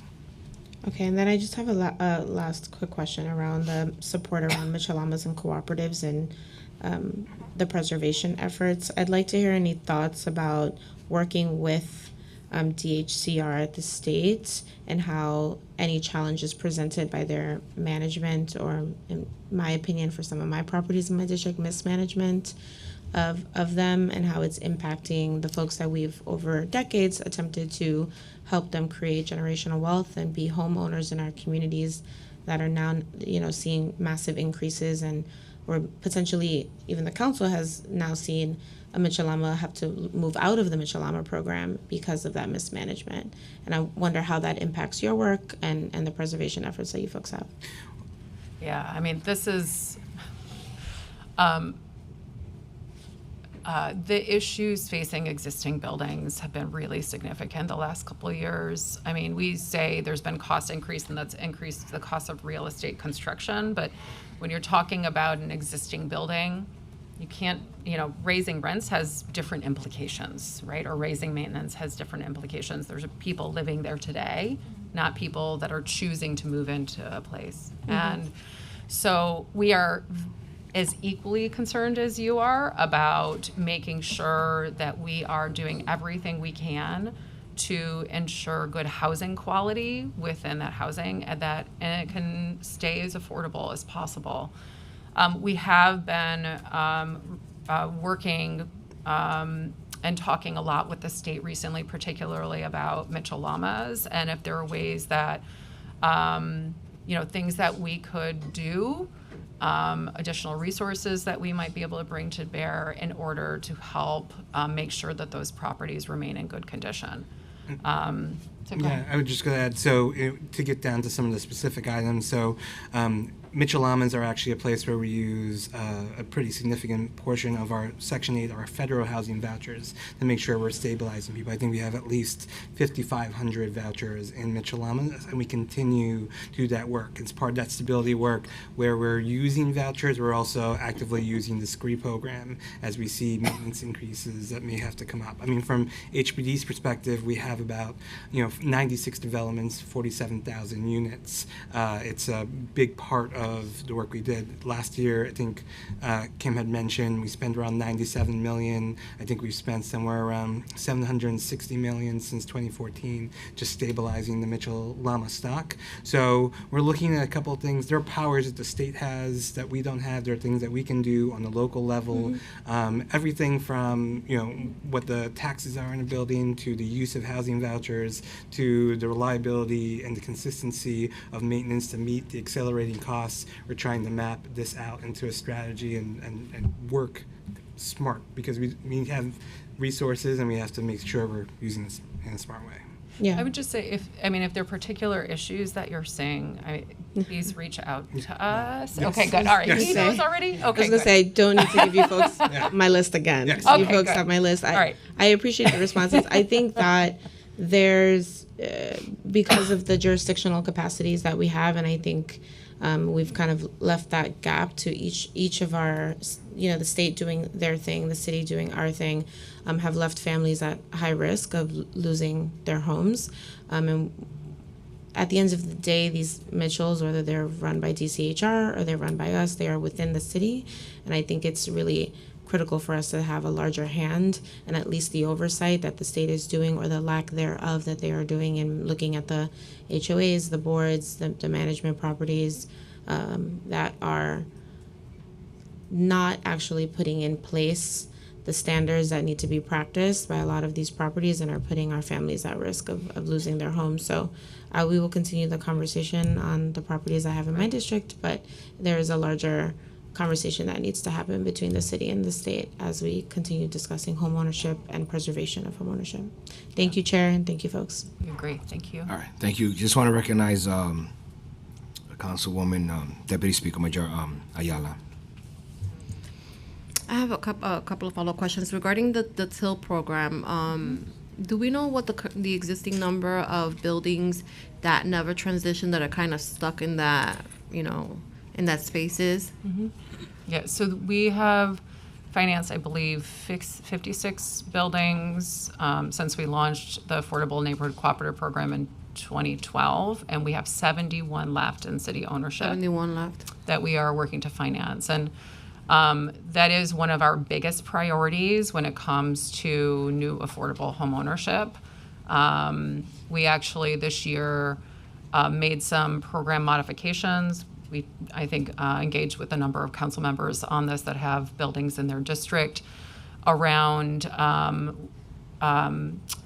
increasing the capital commitment on our end in order to reduce the amount of private debt used to finance the buildings. And also, we've been trying to think about how to give the residents a say in selection of the developer that's going to work with them to renovate the buildings. I think it's just to add also, this is one of those programs where it's at one of our lowest points of AMI setting for the maintenance. So we heard earlier trying to set, I think it's around 40% of AMI, but it does come at a great cost. It is it's one of the costliest programs that we have, and it's more than double on other programs. So it's an important commitment to make, but because of what we're trying to do here, it's a large drain of capital source. I mean, just to take that like a point further, so the ANCP projects in the last year cost just under $600,000 per unit for us to renovate and put on a path to home ownership. That is a commitment we are absolutely dedicated to. It is a good example of how this is just as we're trying to figure out how to do everything. Right, financing new and financing that at the same time. These are the types of things that become really difficult to juggle. We would like to make sure we move that pipeline as quickly as possible before we think about where we're putting additional resources. What is the budget for that particular program? This year, it's I think like 135-ish million. Yeah, no, 100. I mean, 114. It was a little when you off. divide that by 600,000 per build, it's not a lot of units. Yes, we would like to do more. One of the things that slowed that pipeline down a little bit recently, we had a lot of staff turnover. Now we have a great team, but it was taking a minute to understand the issues that residents were raising about the debt.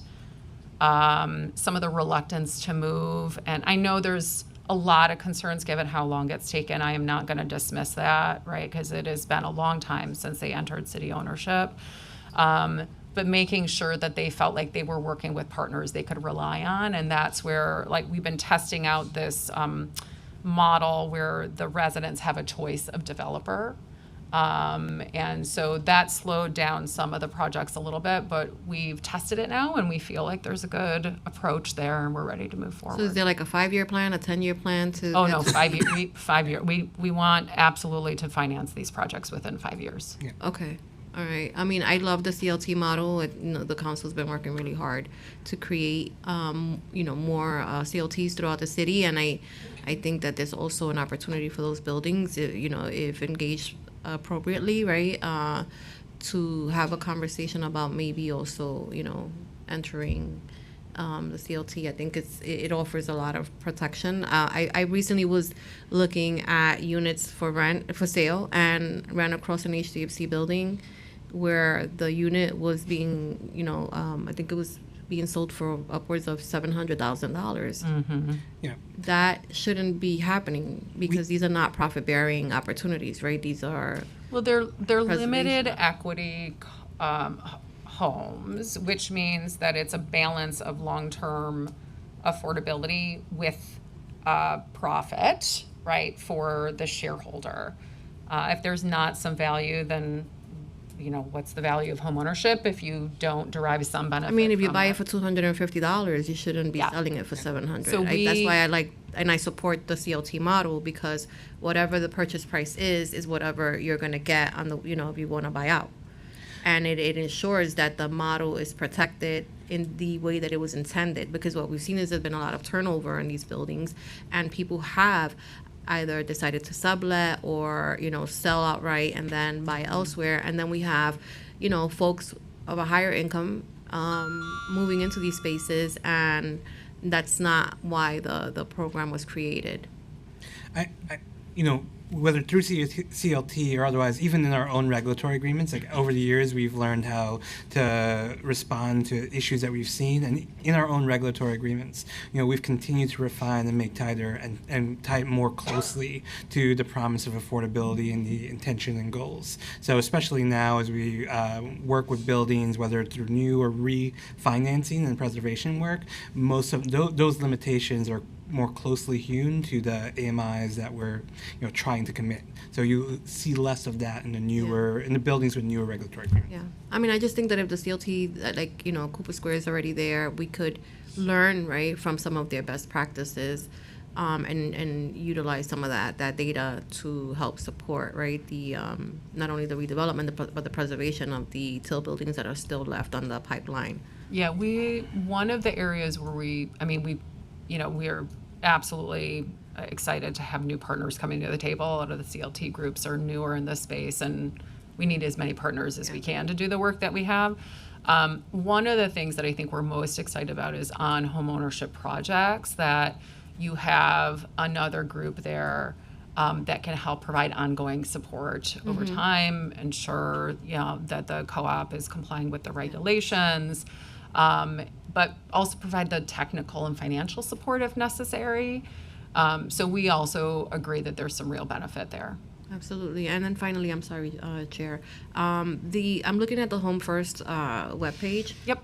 And so I just, curious, because I see that the AMI is at 80%, right? And with inflation, prices are more expensive. Things have, gotten, renting has gotten more expensive. Obviously, purchasing, has been impacted by increasing rates. Is that like a set rate? How does HPD determine whether or not it should be increased to be more realistic and reflective of the times? This is a great question. So we have only been able to use federal funds for this program until last year, when the state legislature amended our loan authority. Now we have the legal authority to actually provide down payment assistance. So we're trying to figure out now what an expansion could potentially look like. We've been looking at whether we expand to moderate income households.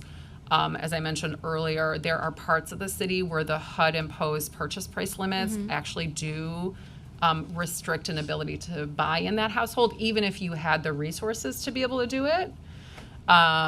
So we're looking at those two factors particularly in terms of, now that we have the ability to use city resources, what would that look like? I would just add, so yesterday we just relaunched our homeowner informational webpage on HPD's site. It builds on a lot of work actually that Jenny and Stephen, who's our our acting assistant commissioner for homeownership opportunities and lives CLT. So if you ever want to talk CLT, Stephen's your guy. So it's we had a couple of years ago put out our homeowner manual, which many of your offices were key in getting the word out, gone to the hands of thousands of people, both hard copy and digital. We have now revamped and expanded that resource manual. It's going to be coupled with the expansion of the homeowner help desk. And the key here is that as an individual homeowner going to that website to find out, or a prospective homeowner going to that website to find what training, what classes are available, what city and state resources, because the city has a down payment assistance program, but also the state has a down payment assistance program up to $100,000. So this is us working together, and then focused on the technical assistance moving forward, calling our homeowner help desk. There is someone who will make a referral to a technical advisor where they'll talk through your problems and figure out what the right referrals will be. And I know that there are additional programs coming out of our work with the council as well. So we're appreciative of the funding and efforts and investments you're making toward helping prospective and current homeowners. No, I appreciate that. Could you tell me what my final question, what the Home First program funding is? What is the funding for that program? What are we using right now? Uh-huh. So we're using home funds right now. We can now use capital as well. So we did put $5 million. There's $5 million in the budget this year to be able to expand what we can do in the home. So we added, I think we have 10 million overall in home funding. We added 5 million in capital this year. We are hoping to be able to serve more homeowners, and we're trying to figure out now if we also expand to moderate income households. It is up to $100,000 that is available per first-time home buyer. And if the message hasn't come through, in addition to LIHTC capacity, federal support for increased home funds would be great. Yes. So we'll make sure that we're letting you know about the things that we're pushing our federal partners on and could use support. Thank you.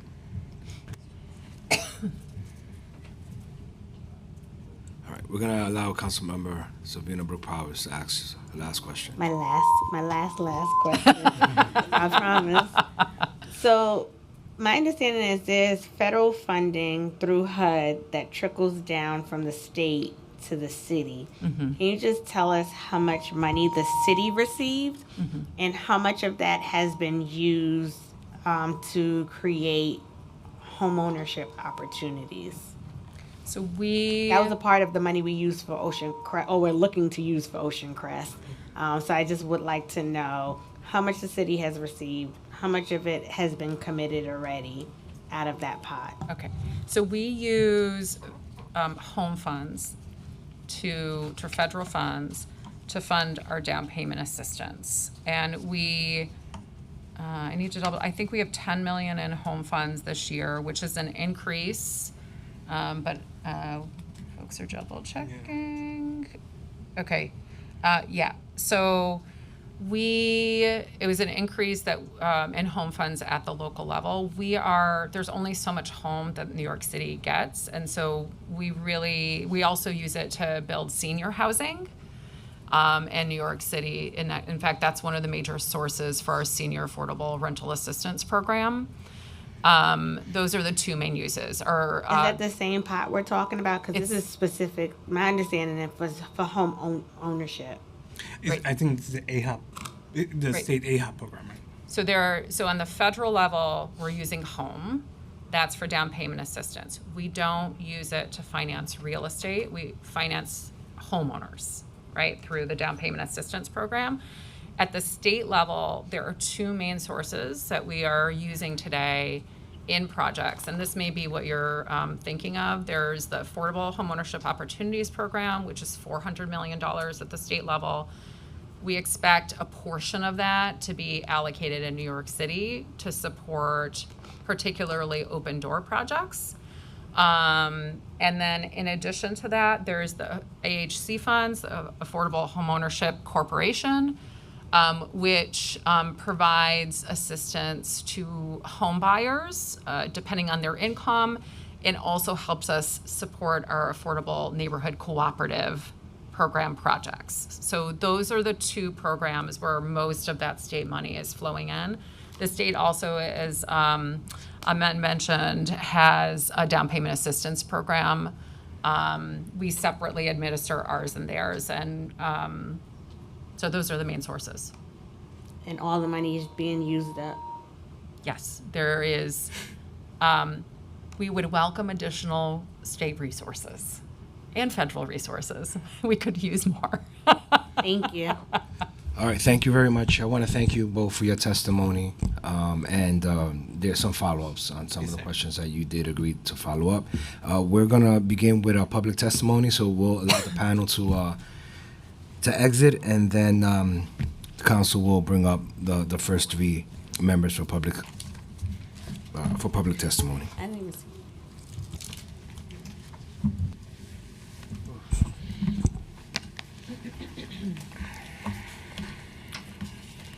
For those of you still with us in the room, people who have signed up to testify, we're calling Alicia Habib,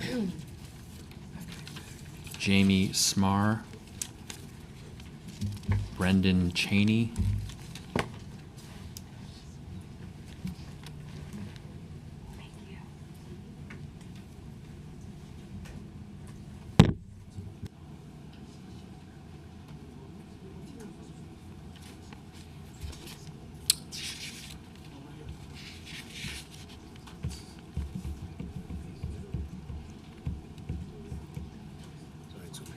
Is that Alicia Habib and Jamie Smar?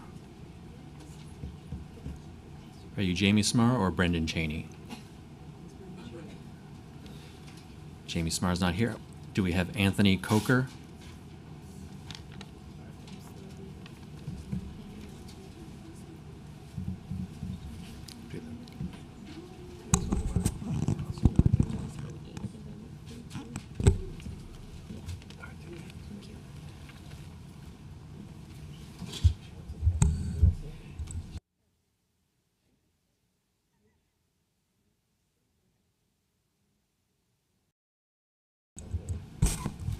Start with Alicia Habib. 2 minutes.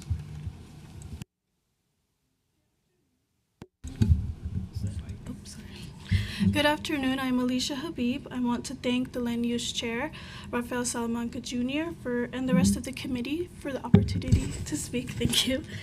I'm a HUD-certified pre-purchase housing counselor at Chaya CDC, which was founded over 20 years ago to address the housing and economic needs of low-income and immigrant South Asian and Indo-Caribbean New Yorkers. I support first-time homebuyers through group education, one-on-one counseling, and housing resource fairs. This year, I've seen 89 first-time homebuyers. However, only 6 clients were able to close on a home. 4 of those clients were only able to close using the Home First Down Payment Assistance Program, 2 of which had won the Affordable Housing Lottery, as well as 1 had purchased a co-op. Many clients, including those with sufficient savings, excellent credit, and steady income, are frustrated about their inability to begin their home buying journey due to the lack of affordable properties. It has become increasingly difficult for first-time homebuyers to find properties that qualify under the HPD grant purchase price limits. For an instance, for a single-family home in Queens, the limit is $684,000. The assistance the city provides to go towards the down payment and closing costs is not enough until there's an increase in affordable housing as well. My clients continue to mention that they want to buy properties in their communities, but it has become unaffordable. They have to shop for properties in neighborhoods they aren't familiar with, that are not close to resources that speak their languages. And if this continues, these communities will diminish. And New York City, the best part of New York City is the diversity in our communities. The passage of this bill, Intro 958, will make it possible for our clients to achieve their dreams of becoming a homeowner. Setting aside part of the municipal budget to increase affordable housing opportunities is critical for our first-time homebuyers. It will also be able to stabilize New York City and keep our multi-generational families together. So I have more to say, but I'll submit the written testimony as well. Brendan Cheney. Good afternoon. My name is Brendan Cheney. I'm the Director of Policy and Operations at the New York Housing Conference. We're a nonprofit affordable housing policy and advocacy organization. Thank you for the opportunity to testify today.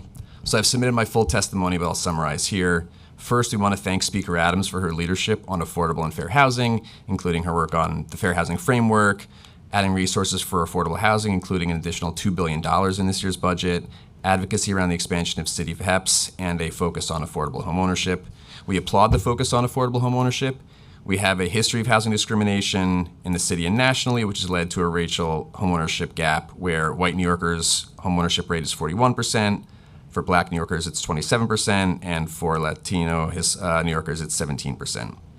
Supporting homeownership opportunities can help repair our history of housing discrimination, but this will require a comprehensive strategy that includes funding for new construction of affordable homeownership, while maintaining a commitment to preservation of existing homeownership, increased down payment assistance, and conversions of existing rental to homeownership. Both of these last two are efficient ways to get new homeownership, while also maximizing the impact of tax incentives like the 485X program. While we support the goal of expanding homeownership, we have concerns about HPD's ability to consistently meet the targets set as a percentage of units financed, and about challenges related to the cyclical nature of the housing market.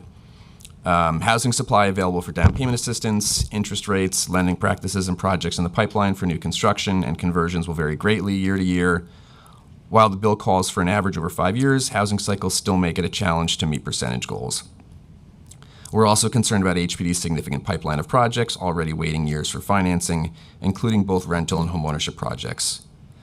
So given the extent of the housing crisis, we recommend in lieu of percentage targets that the council require HPD to set annual unit production targets for both rental and homeownership for the remainder of the 10-year housing plan. Thank you for the opportunity to testify. We're happy to answer any questions. Good morning.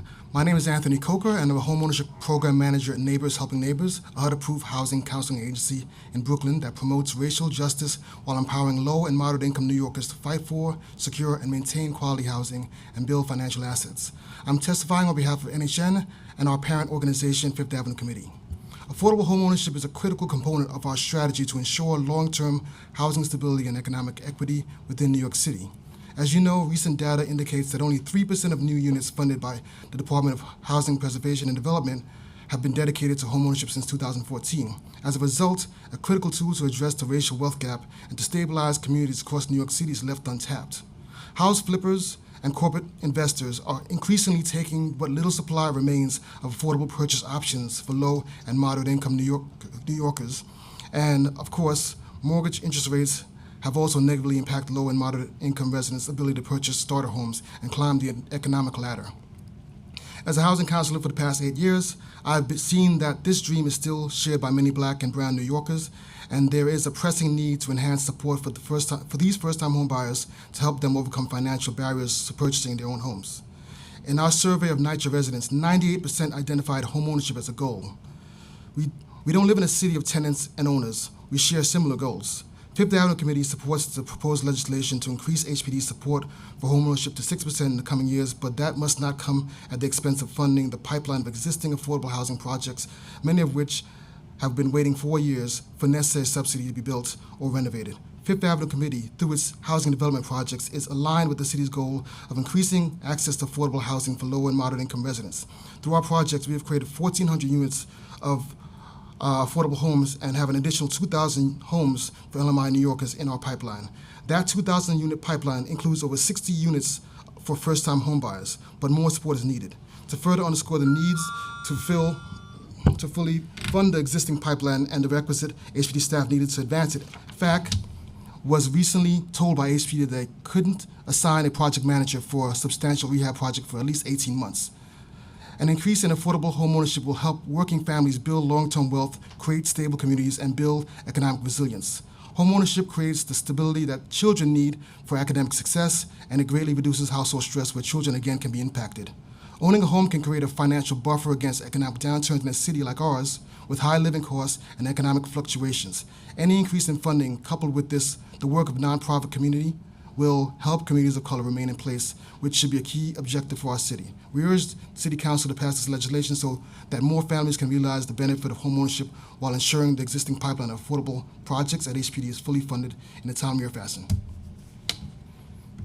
I'm sorry I went over.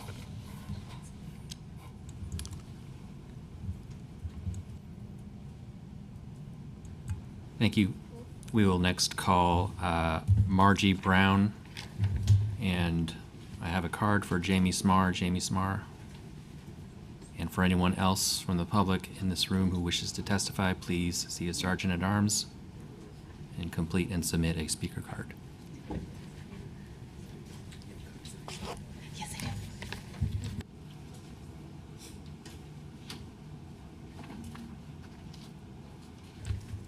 Good afternoon. Thank you for the opportunity to testify.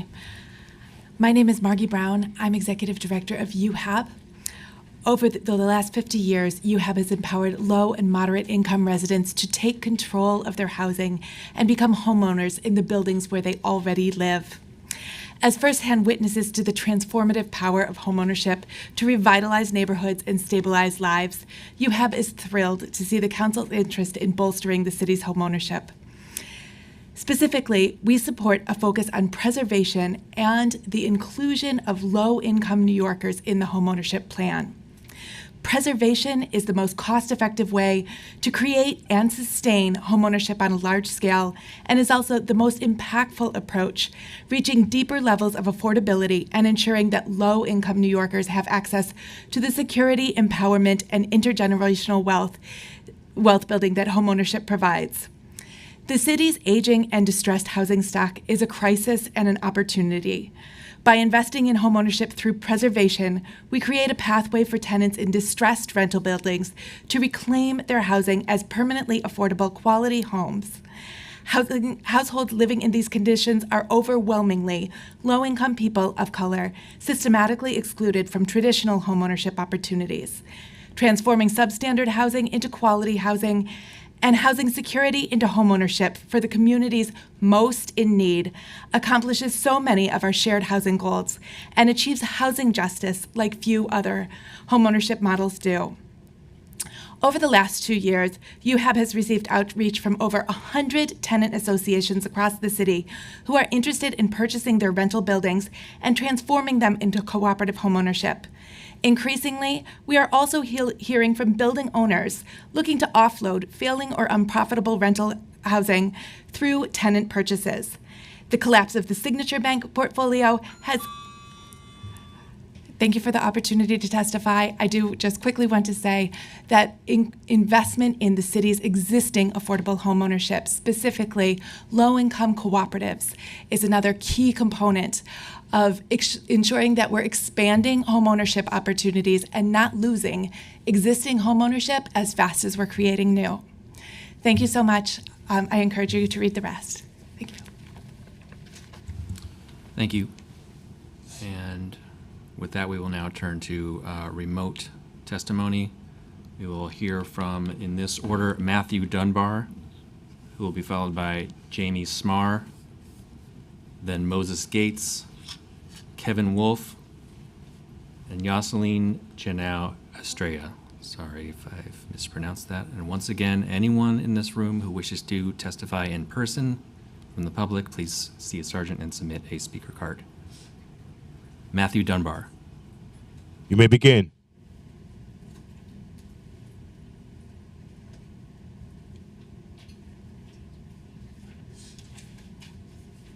You may begin.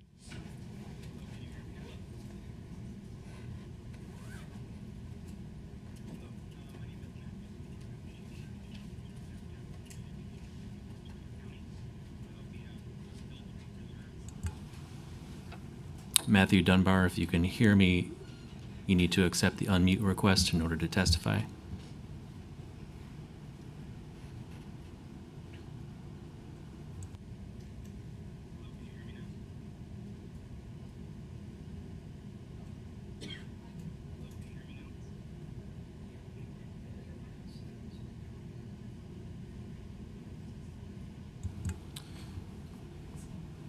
All right, we're having a technical issue where we cannot hear you, Mr. Dunbar, in this room. I understand that we are getting audio on the Zoom.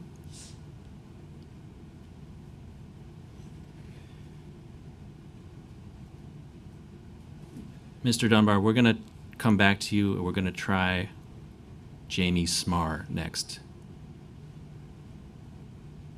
Apologies, Mr. Dunbar. We're having a technical issue if Jamie Smar is available. And we need for you to accept any unmute request if you have one in order that we can hear you.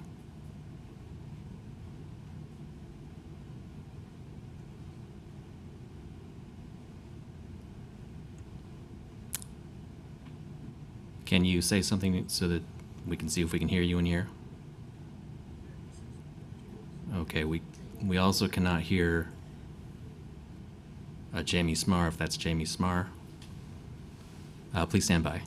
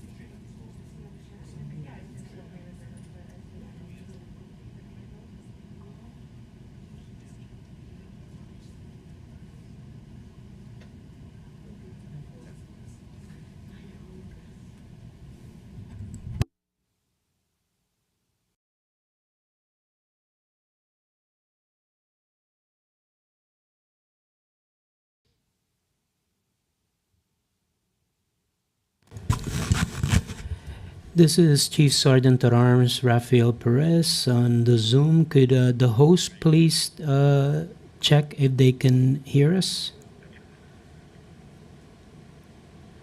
Okay, so clearly I see you unmuted. You can hear us, but we can't hear you. Thank you.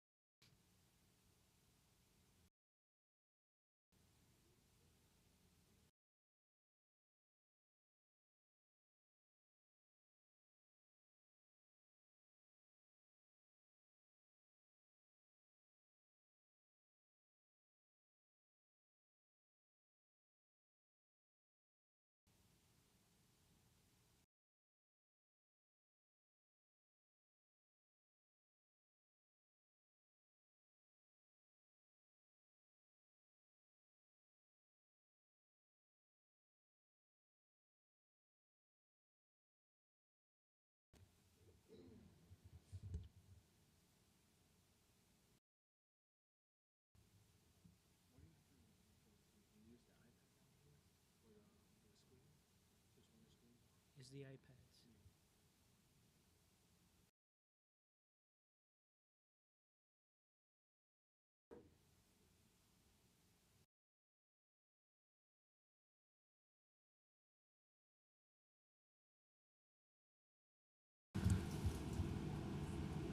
For the remote online panelists who have signed up to testify, if you can hear me, just letting you know that we are attempting to deal with a technical issue in the room.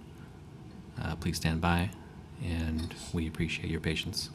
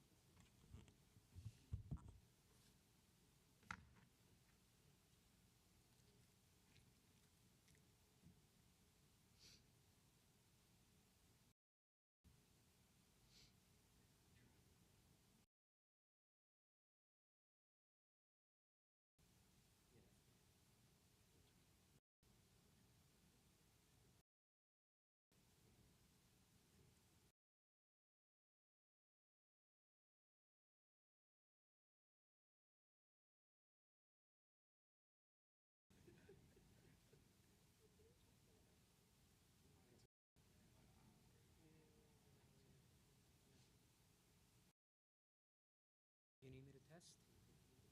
Let me know.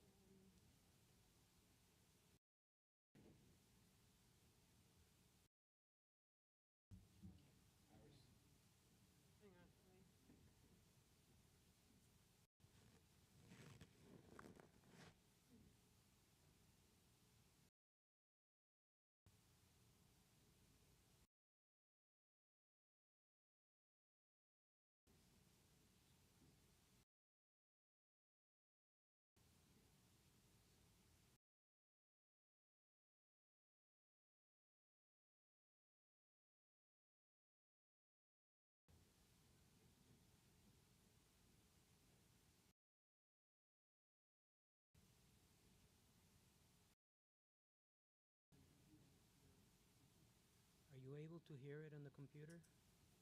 Can you hear them on the computer? Worst comes to worst, I'll put the microphone on the computer so we can hear them. Can we do that?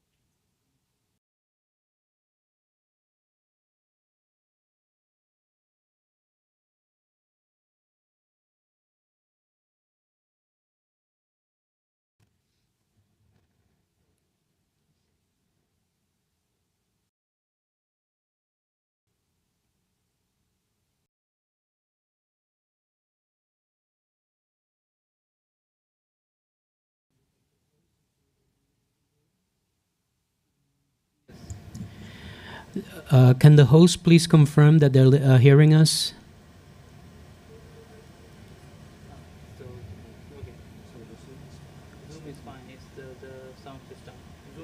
Thank you.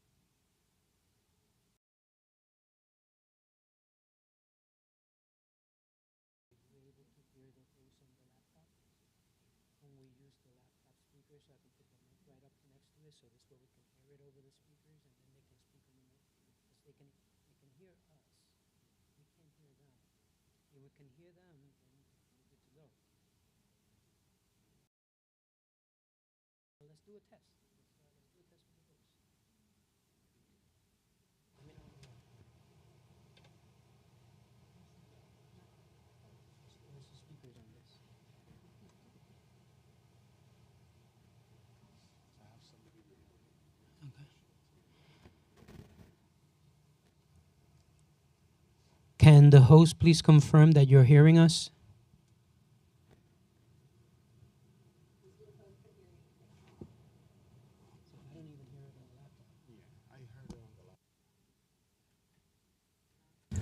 Thank you.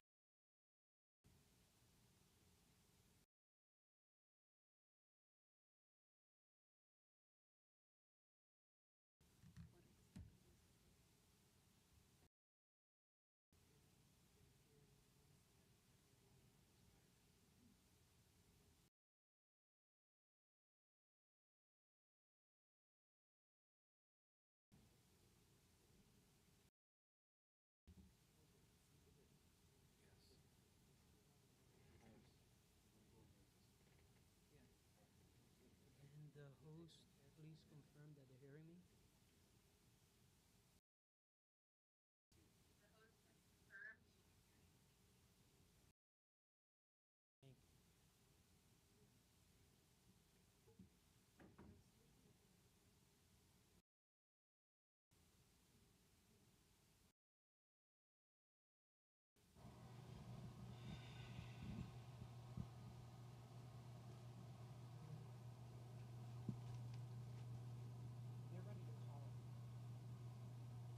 Can the host give me a 10 count on the microphone, please? 10, 9, 8, 7, 6, 5, 4, 3, 2, 1. Thank you. Call the first witness. Next, we'll hear from Matthew Dunbar.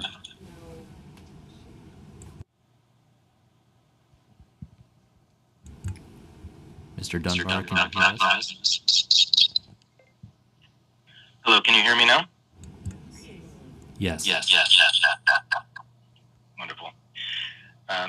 Thank you so much. My name is Matthew Dunbar. I'm the Chief Strategy Officer of Habitat for Humanity, New York City and Westchester County. And I would like to thank the speaker, Chair Salamanca, and the entire committee for your passion and enthusiasm for affordable homeownership, the mission that our organization has been committed to for 40 years, serving over 2,600 families with our home building and preservation programs. We want to express our support for this bill and the goal to meet a 6% goal of homeownership financing in the overarching goal. However, we do have a couple recommendations, including lowering the floor of families served down to 50% AMI so that organizations like ours who are committed to serving low-income families will be able to serve and count those families within the target goal when economically feasible, as well as potentially adjust the internal targets to allow for more flexibility for HPD to reach the goal by utilizing a more diverse set of solutions to create these homeownership opportunities. We believe that this 6% goal will create incentive for a comprehensive affordable homeownership strategy that would focus on converting rental units, light-tech buildings, and other assets in order to achieve these goals and create affordable homeownership in a more economically efficient way and a scalable way that will increase the number of homeownership units across the city. I'd be happy to submit in writing. As I'm legally blind, I can't tell if my time is up. I will submit a full briefing in writing that will elaborate on various policies and strategies that the council and the city can take in order to create that comprehensive affordable homeownership approach. I'm happy to take questions. Thank you, Mr. And next we'll hear from Jamie Smar. Hello, Jamie is testing audio. Yes. Speaker Adams, Chair Salamanca, members of the committee. My name is Jamie Smar. I serve as CEO of the New York City Housing Partnership, a public-private intermediary created by Mayor Koch in 1983 to help revitalize New York City neighborhoods with affordable homeownership. Since our establishment, the Housing Partnership has created more than 35,000 homes in the 5 boroughs. Majority of these partnership homes resulted in the creation of a new generation of predominantly Black and Latino homeowners. We continue to support affordable homeownership in New York City as a fundamental pathway to wealth building. The Housing Partnership supports Intro 958. At the same time, I would urge the council to go beyond the scope of this local lawmaking and take a more comprehensive approach to New York City homeownership construction. The focus cannot solely be on HPD's annual capital appropriations. We also need the following. We need tax incentives. The state legislature allowed the 421B statute to expire. 421B was the primary tax incentive for 1, 2, and 3 family home construction in New York City in the 1980s and 1990s, when the city was literally creating thousands of affordable homes for purchase each year. 421B is no longer a legislative priority of the city, so the legislature allowed the program to expire. We need an uncomplicated, meaning easy to administer and to implement, tax incentive that is targeted to making first-time homeownership cheaper. And that is exactly what the 421B program wants achieved.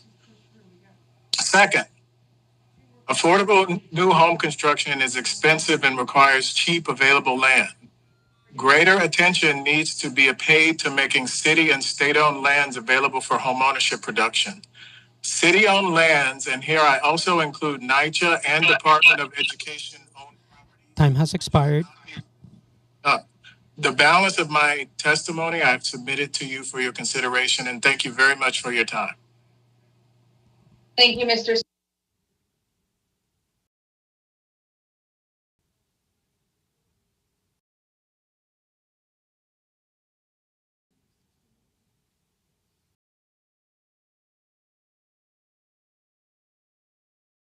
Apologize if you cannot hear me. 1 second.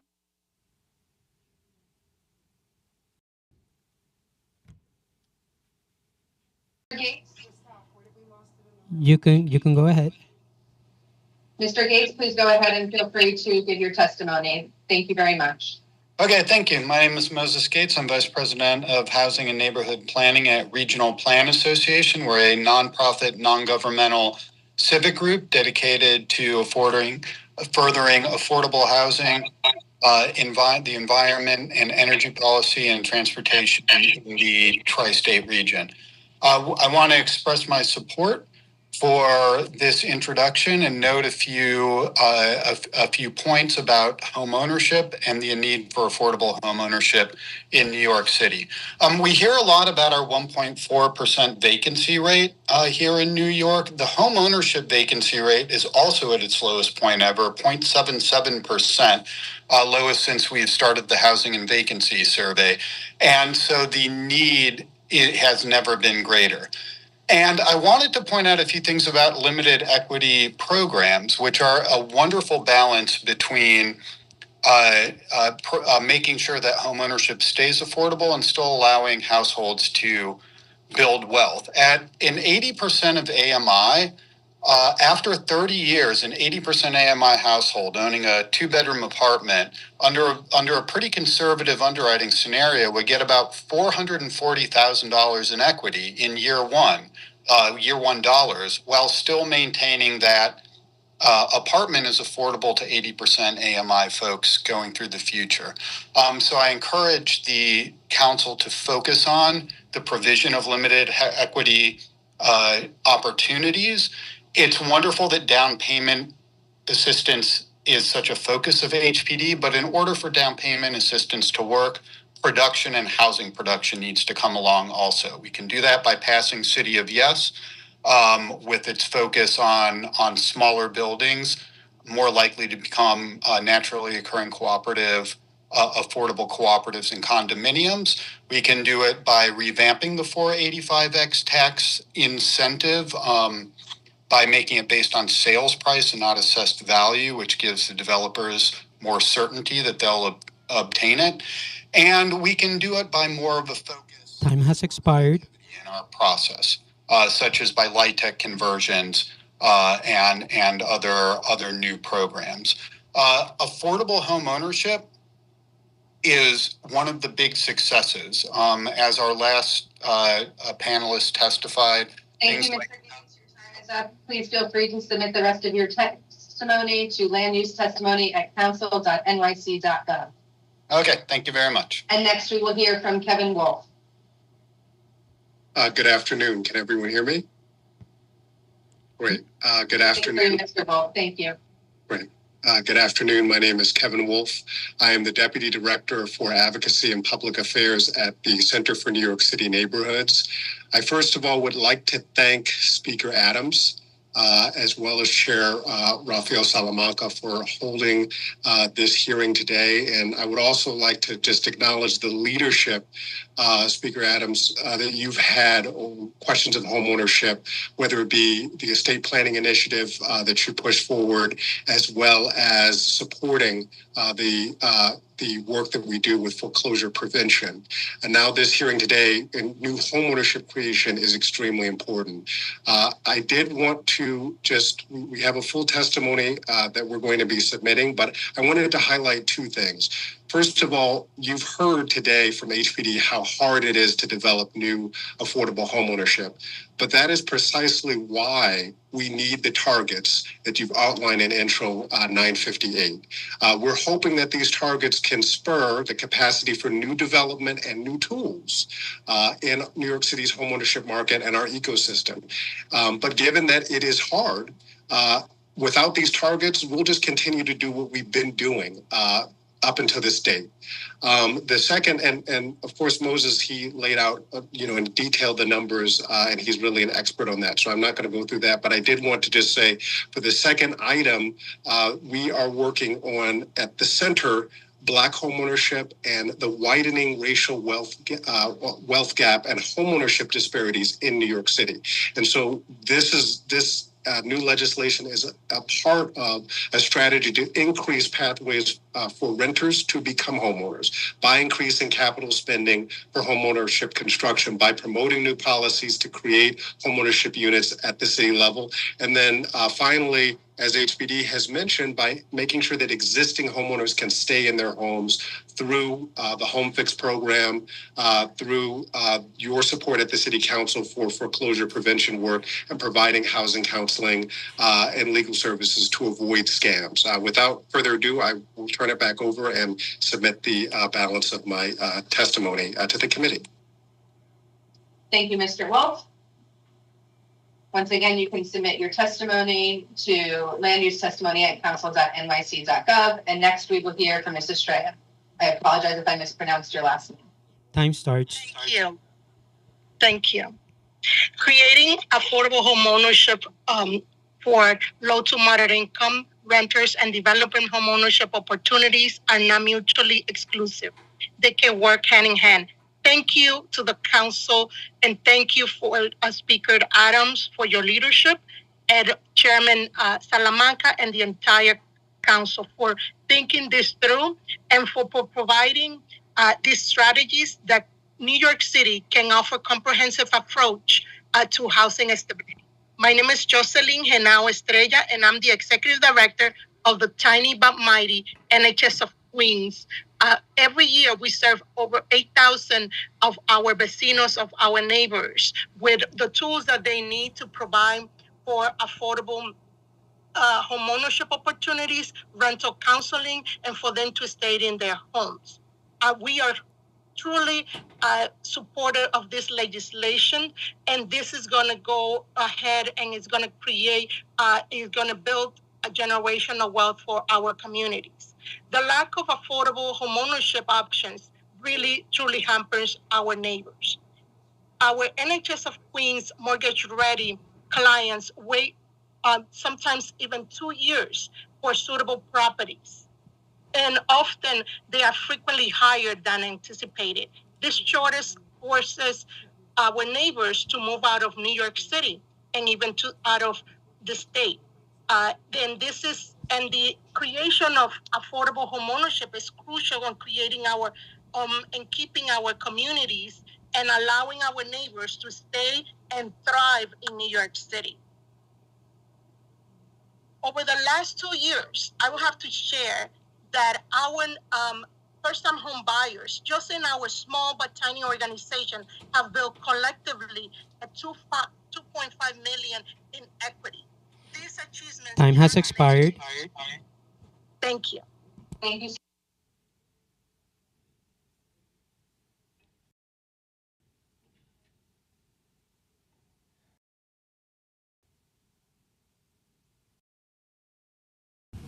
Test.